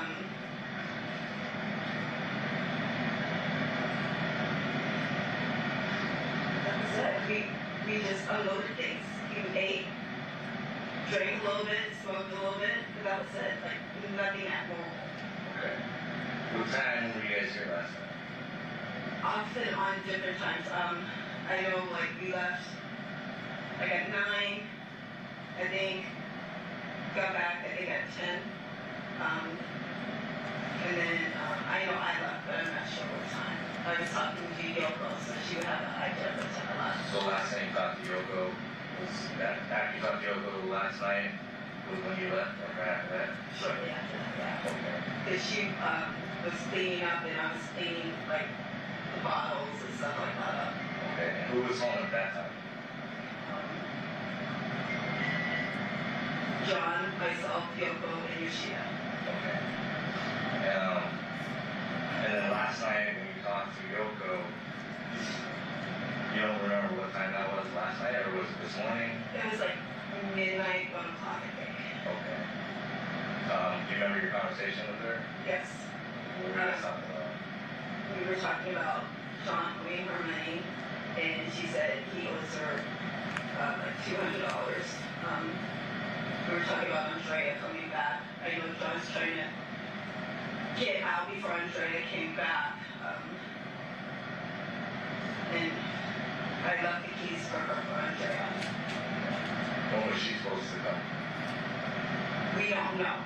John said it was going to be any day because she has to pick up the car before the 16th. So we know she's like supposed to be soon. Soon, meaning within between now and the 16th? Yes, sir. So we don't know if she was coming today, nothing like that. He just didn't want to be here when she got back. So we were kind of rushing to get everything moved. The majority of his stuff is at my house right now.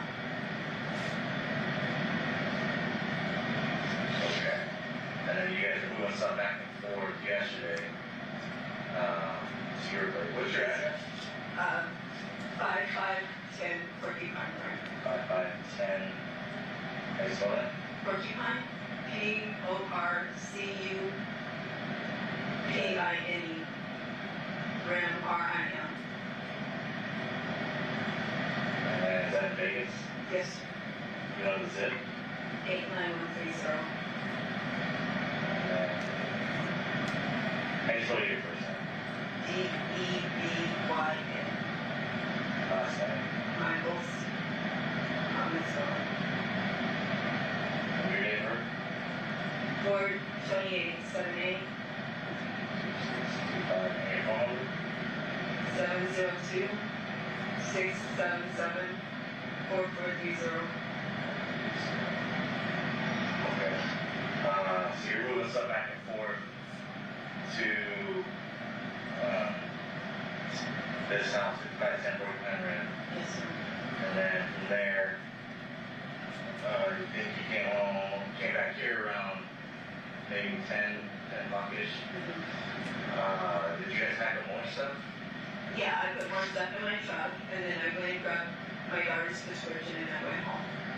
Okay, but you said that John was drinking when you guys got back the last time? Yes. So, I guess when you got back, kind of explain what happens from there. So. He started drinking, and he started smoking.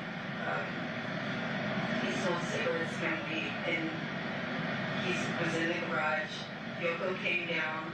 They were kind of having an issue. She went back upstairs, and then she came back down later. That's when I was talking to her. And then he fell asleep? No, he was in the garage when I left. He was... Okay, because Yoko was supposed to say you told her that he was asleep. No, I said I told him to sleep it off instead of trying to drive last night. So when you left, he was still awake? Yes. And then working. And what was he doing in the garage? Smoking. Smoking what? Weed. Yeah. And no one's in trouble for smoking weed or doing any bad drugs right now. We're worried about trying to figure out what happened to Jonathan, okay? So don't leave anything out just because you think it might get someone in trouble, okay? It was just me. Okay. Does he do anything else?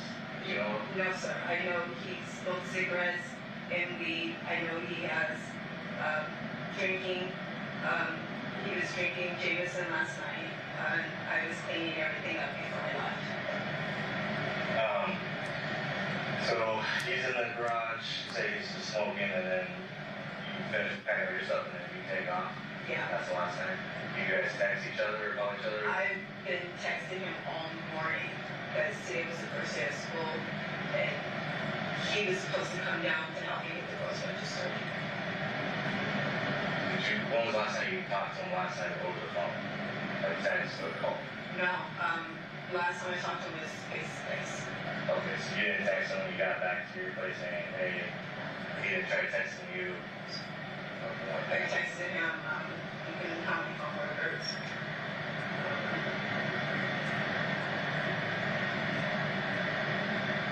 I texted him.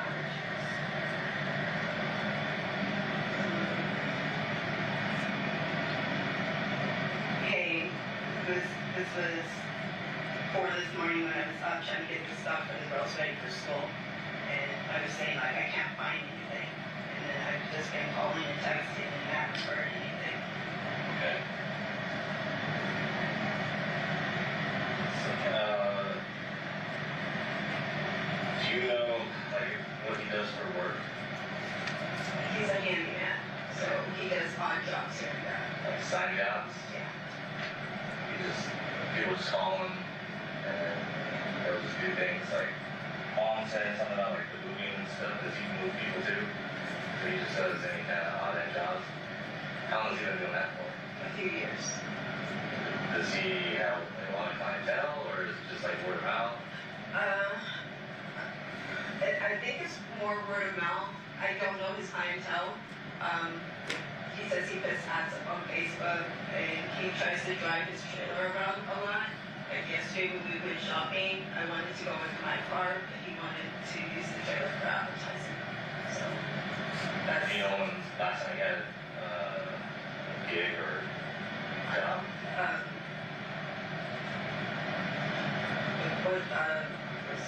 Friday. He did something on Friday. I don't know. He was moving somebody's stuff. That's the last job that you know that he's done? Yes, sir. He texted me for it. I don't know who it was for, but he told me how much he made and everything. Okay. But I don't know any of his friends. He talks about someone he works with named Andrew. I know David, that's the neighbor we've gone to his house. But I don't know who he works with. I don't know. I just don't know anybody of that nature. I know names. Anybody that comes to mind where he was talking about, I owe this person some money, or hey, just be on the lookout, this guy's looking for me type of thing? No, sir, people owe him money. Like he said, this guy, this one right here owed him money. So. Did he owe any weapons, handguns? Yes, but they're at my house now. We took them over last night.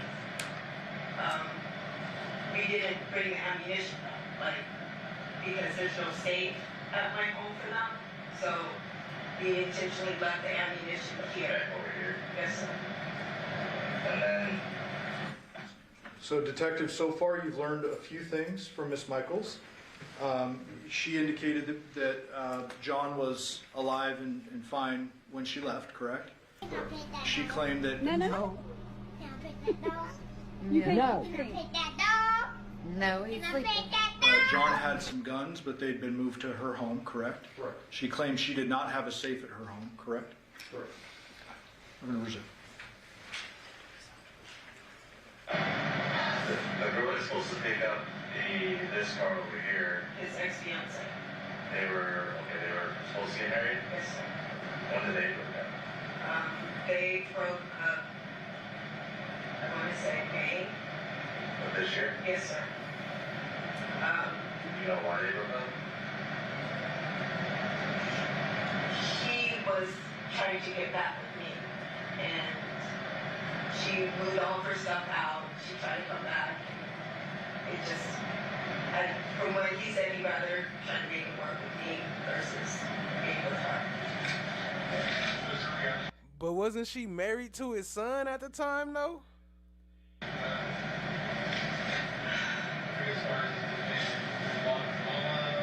He says that she's been trying to text him and he hasn't been answering. So. She did show up one time, like out of the blue, because I came here to take the girls to school, and she was here, and we did not expect it. But that blue car, she's supposed to be driving back to wherever she's at.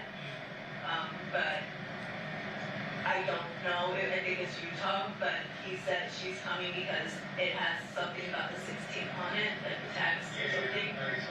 And Yoko, I left the keys for Yoko just in case she did, and someone will stand for her. So. As you mentioned earlier, like we were first off in bowling, you guys were trying to avoid her, because the stars are not over or shutting down. Is that like a constant problem with her?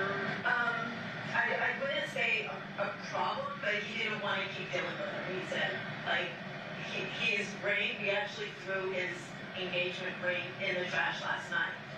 So he said it's done, he's 100% done, and he wants to have a family with the girls and everything, but we're not driving back and forth. Yeah. We brought as much as we could to the house last night.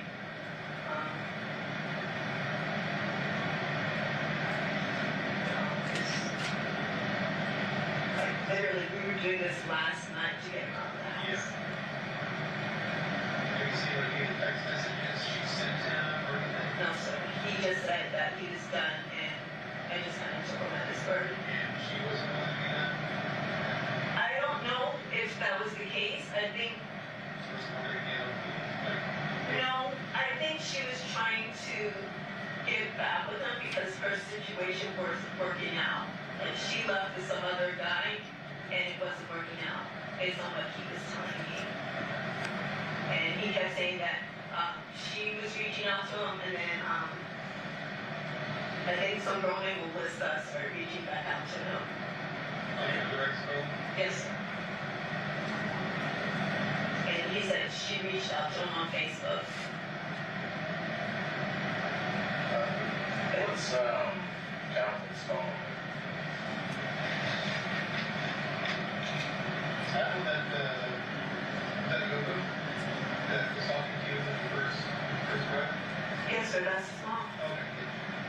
Yeah, I was sitting there talking 702-561-9242. Yeah, I've been trying to reach him, but I just thought his phone was off again because that's normally what happens when I can't find him. Like from non-payment. Yeah. So there's nobody that he's mentioned that has issues with him that you can think of other than Andrea, who they had a breakup to get married, but then they decided to try to work it out with you. But you said that she left with another guy, so it doesn't sound like she was too upset. No, he was saying that it wasn't working out where she was at, and she was trying to. Yes. Whether that's true or not, I don't know. I don't know if he was saying that just to kind of make me want him more, or what the situation was, but that is what he was saying. And then what about Anthea? She's the mother of Deviere? Yes. No, she lives in California. Does he talk to her at all? Nothing like that.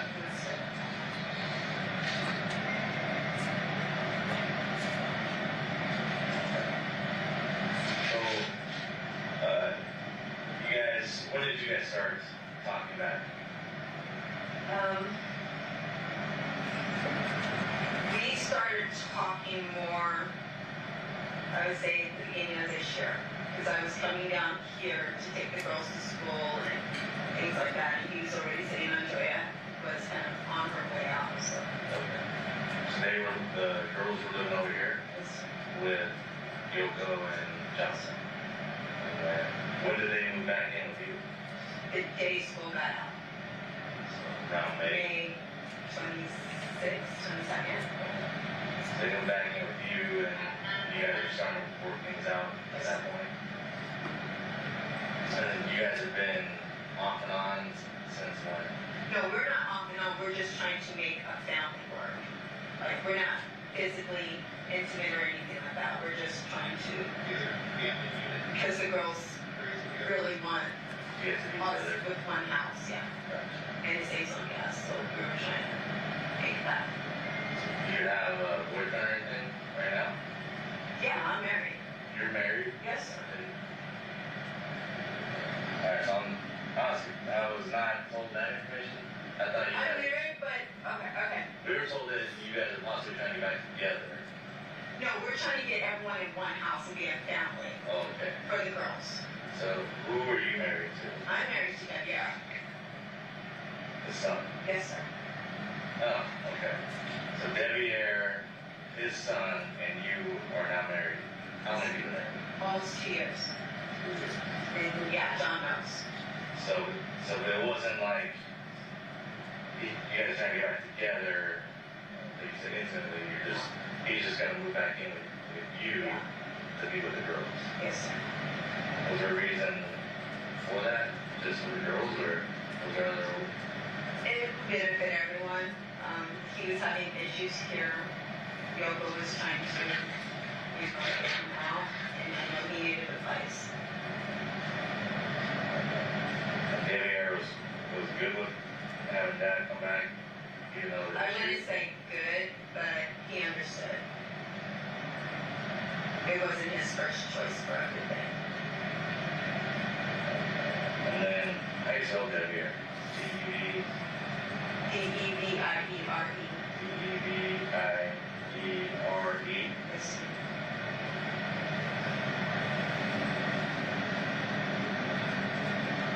Good.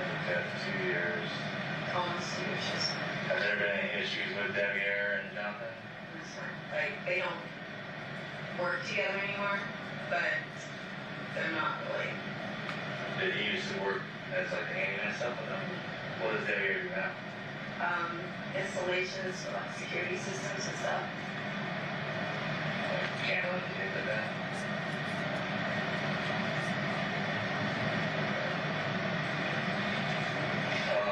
Just taking the cameras down.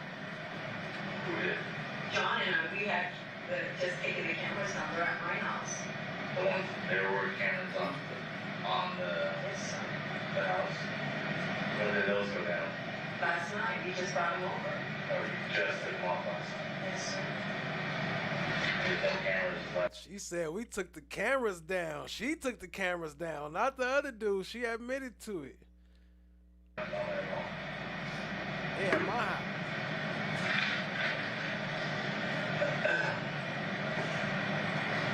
And then, how many dogs are in the house right now that you own? 4. And then are they typically, where do they usually stay? Here. I mean, like in the house, like where, or Downstairs outside? in John's room. So they just all hang out downstairs in that. Is that considered a room? Like you walk down and there? That's where he sleeps. That's where he stays? Yeah. And they usually just stay out in there. Does he walk outside at all ever, or? Yeah. Yeah, he goes outside. There's a patio door thing. So yeah. A patio door? Yes, sir. Does that ever get locked, or he just leaves them outside? No, it gets locked sometimes. Like when he's trying to eat and he doesn't want them. Coming in and out. Alright, let's see. You and Deviere been married for 2 years. John was just moving back in with you guys. The girls, trying to keep the family together, and it was beneficial for everybody. You're saying because of the driving and things like that? Or Not the driving, it was just the girls really want us together. And I know it's kind of complicated for them to understand that I'm married to Deviere, so we were bringing John into the house just to kind of keep things. I know it sounds weird, but. Economics. Do you have any kids with Deviere? No, sir, I can't have any more children. You're all having kids?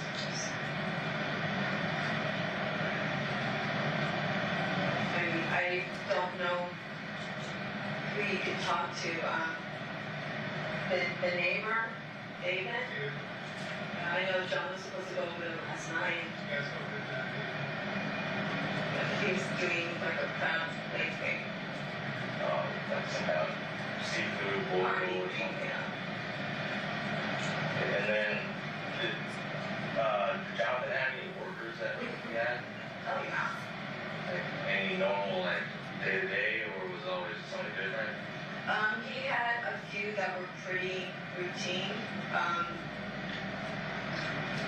You know their names? Shout out to Gloria. What up, family? I see you. Appreciate you joining. Gloria Smith. I just know Andrew.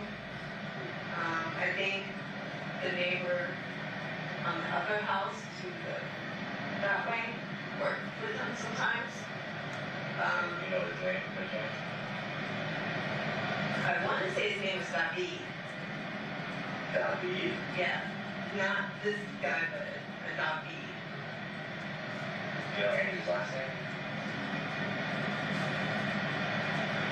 You know Andrew's number, do you? Yes. Would Deviere know who Andrew is? How they work together? I don't know.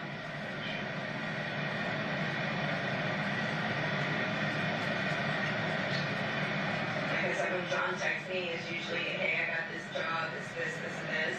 So I have those. But they don't really have names on them or anything like that. When John goes to bed, is there like normal clothing that he wears, like pajamas? I think he meant like when he sleep, there's just like shorts on, no shirt, or just like underwear, boxers. The last time John and I shared a room, my daughter was 3 days old, my oldest daughter. So he used to wear boxers to bed. And that's it? Yes, sir. So, that sucks. I know it was a long time ago, but sometimes habits don't change, you know? I know he used to wear boxers. I don't really. That's all he eats, just the boxers, no shirt, and that's it. Yes, sir. When I left, he was wearing boxers. He had on, I want to say like black boxers on. Okay. Boxer briefs. Does John have any tattoos? Yes. You know where and what? On his arm, I don't know which one is which, but it says Oriental John. And then anywhere else? Do you know? On his left arm? One on each arm. I don't know like which one. Oriental John. Yeah.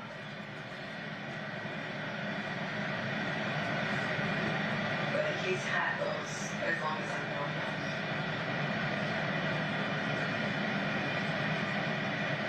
So you guys been moving his stuff out of here, or was it the girl stuff? Both. We brought all the girls' clothes and like the majority of his stuff last night. And how long have you guys been moving stuff out of the house? Last night.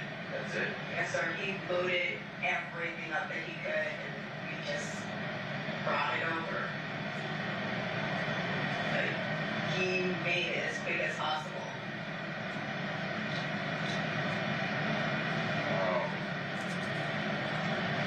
When you're saying Deviere was good with this arrangement, He was okay with it. I wouldn't say good is not his first option, but he understood. you're saying he understood that it benefited everybody. Yeah, it wasn't like there was a lot of animosity about it. And The biggest problem was the dogs. when you guys were starting to talk to each other again, you and John, you say you haven't been into it together since for how long? 2018.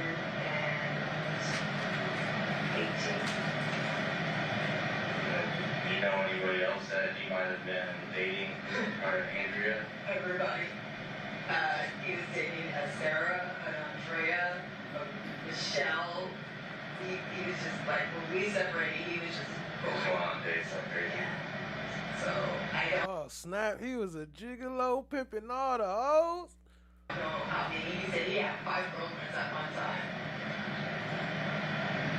As far as you know, he wasn't selling like anything illegal right now. No, his hustle was he would go to the Goodwill, buy things, and then try to resell them. Yeah, that's why, like, if you look in the backyard, there's a ton of ice. And he would get, like, turf and just random things from his dogs, and then try to resell them. Like, it seemed like he was trying to do better than what he had been doing in previous years.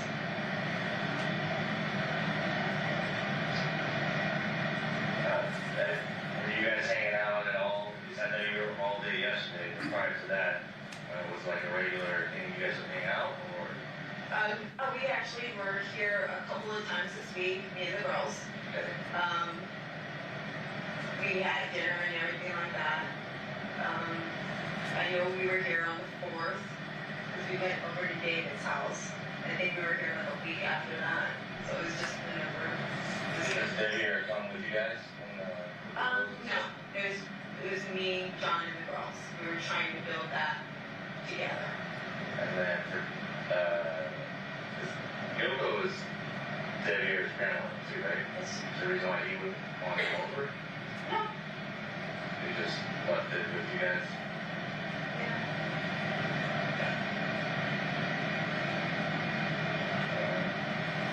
Any additional questions for the Lieutenant Pappas? Okay.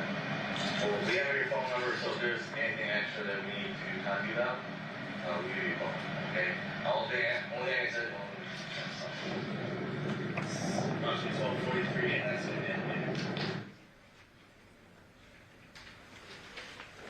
Shall I keep going? Okay, Councilor Purge. What y'all think? She sound innocent to y'all, or she sounding guilty? She sound like she telling the truth. Did she mention batting him upside the head? I don't think so, huh? I don't think she did. Appreciate y'all being here, though.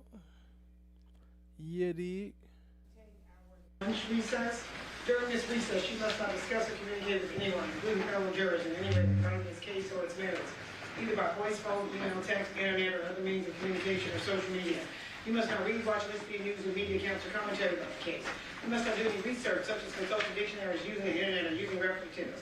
You must not make any investigation, test the theory of the case, recreate any aspect of the case, or in any other way investigate or learn about the case on your own, and you must not form or express any opinion regarding this case till it's been submitted to you. Ladies and gentlemen, it's 1 o'clock. We'll be in recess till 2:15. All rise for the jury.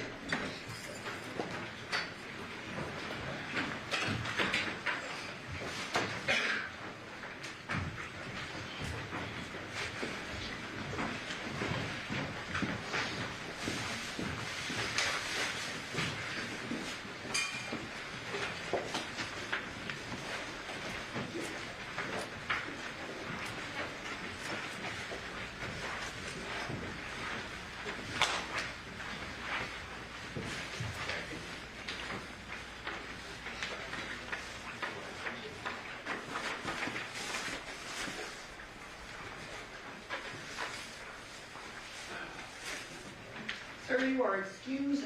Just remind you that you are under oath and you're not allowed to discuss your testimony with anybody, and that you could be back at 2 so we can prompt this down at 2. Okay, thank you. May the record reflect your outside the presence of our jury today. Has 11A been admitted? You showed it, but apparently we don't have it as actually in your exhibit. Oh, it was in the stack. I may have not said 11A, but there was no. To 11A. There was no objection. Okay, 11A is in it. All right. Anything we can do outside the presence? No. All right, we'll be back to the team. Hey yo, peace family, grand risings, good afternoon, great evening, gracious nights. Welcome back to FOTG, the source. We are locked into day 2 of the most brutal and bizarre case coming out of Las Vegas, the murder trial of Devyn Michaels. The victim, Deviere Willette, was found decapitated. This is a life sentence on the line for a former adult film star, but the crime is only half the story. Yesterday's opening statements laid out a roadmap of betrayal and chaos. Prosecutors claim Michaels killed Willette because she was unhappy with him moving in with her and their 2 daughters, a move that threatened the marriage of convenience she had with Deviere Willette, who was actually Jonathan's son from a previous relationship. Yep, that's right. A family web so tangled it took a brutal murder to untangle it. The prosecution claims the motive is a jealous rage over a disrupted insurance scheme/affair. But here's the defense's strategy, and it's a pure gamble. Michaels previously pled guilty to second-degree murder, then dramatically withdrew her plea as we showed yesterday. Her claim is she only hit Willette with the wooden stick. She never confessed to the decapitation itself. The defense is banking on the argument that while she may have smacked him in the head with the stick, someone else carried out the final act. And that's where the reasonable doubt comes in. Who else was in the house? And who said off with his head? Well, today is day 2. As the prosecution starts to lay out the forensic evidence to connect Michaels directly to the final brutal act. If the jury believes she killed him, she faces life in prison. This is the story of family ties, convenience, and ultimate cruelty. We here to watch it, so hit that subscribe, stay locked in, tap in, share with a friend. Let's get it, family. And don't forget to hit that like button too. Let's get it! Over the head!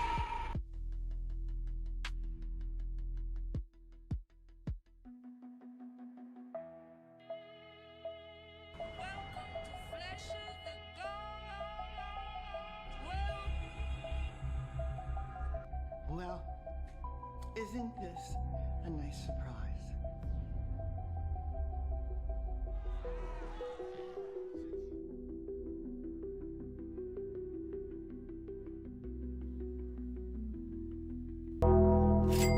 The absence of evidence is not the evidence of absence. What?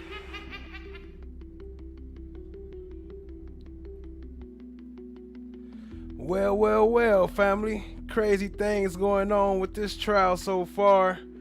Let me see what the poll says. What we got in the poll? Shout out to our stream sponsors, TSC and Ali. Appreciate you, family. Let's see. The poll so far says, now do you think she is innocent? 9% say yes, she sounds innocent. 0% say no, she is guilty. Okay, that's changed. Okay. And 18% say I see reasonable doubt. And 73% say I do not know. Appreciate y'all participation, family. Much love to that. Much love to that. So, what we're about to do actually is take a lunch break also. So, I'm not going to keep this running because I got a couple things I got to do.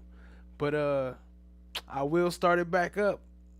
And we'll start right back from the lunch break. So make sure y'all set y'all notifications. I'll set up the live for the new stream for the next one, so we'll have it ready. Appreciate y'all being here. Shout out to everybody in the chat. Shout out to Cat Not Williams crew, KSPN, and Cat Not Williams. Appreciate all y'all coming through. Shout out to Gloria Smith. Shout out to No One, Trakisha. Appreciate you, family. Shout out to Kimber Lee. Shout out to Ali, stream sponsor. Appreciate you, family. Shout out to Purple Paradox Lady Trucker, Michelle B, Destined to Be. Appreciate y'all. Brooklyn, shout out to Brooklyn. Came through with the sandwiches Him and KSPN, Cat Not Williams came through with the sandwiches. Tia C, shout out to Tia C in the building. NJB Nene, Lady L, appreciate y'all. Miss DB, I see you family, appreciate you. Appreciate all y'all. I think did I see Miss D56? I think so. Appreciate y'all. Shout out to everybody. Much love, much love. Y'all have a great one. I will start it back up, but I'm not gonna keep it running for lunch. We be back maybe in an hour or so, but I'll set it up so y'all can know where to go. Appreciate you. And y'all, shout out to Cat Not Williams for coming through. Y'all go check her videos out. She got some stuff out there. Go check out No One, sub up to No One, and Rock Solid TV. All that. Check us out on Kick also. But other than that, family, we out. Stay fresh and stay blessed, family. Peace out. Trakisha, what does KSPN mean? that's Cat Slimes Play Nasty. That was from the ESPN with the YSL trial. When we was doing YSL trial, that's when that started. The KSPN. That's the KSPN gang. That's her gang logo. Be careful. Y'all came over with her. Y'all part of her the cat gang, the KSPN gang. gang. I said game. Anyway, we out, family. Much love. Enjoy your lunch. See y'all soon. Stay fresh. Stay blessed. Peace out.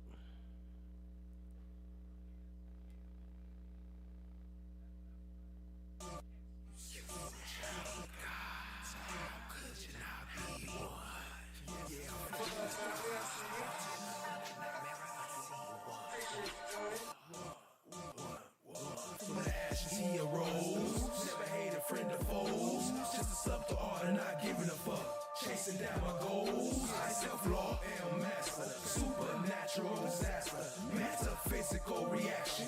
I am the flesh, I am the God. No one got the lab on lockdown. Talking hot winters and cold summers. Black Force Ones when we slide in the streets. We all stay home at the club jumping. What up, cousin? I see you, fam. Throwing slime coins when I watch the trial. LEOs be capping, chatting action. Come and tap in the most interactive. I am the flesh. I am the God. I am the flesh. I am the God. Lost never leg gon' tap in. Being gone, flesh skin, every rap in. If you like us, gon' get the lights up. You sub, you can share, tell them pack in. From the left, right, front to the passenger side. It's right here, the premiere. How you know? Cause them boys broadcast to the live. Wanna talk about it, hit the link right here. Slide coins up, got 100 bands. Mars eyes, watch how the check. And the band made love to a bomber head. 2 bands do a dance like check. I'ma keep going till I'm motherfucking tired. You what? I'm motherfucking tired. Slide brothers out, could we rain down game? Like, what you mean? Just watch the rise. Watch the rise. I am the flesh. I am the God. I am the flesh. I am the God. Fresh in the God. I see one. I see one. I see one. I see one. I see one. I am the flesh. I am the God.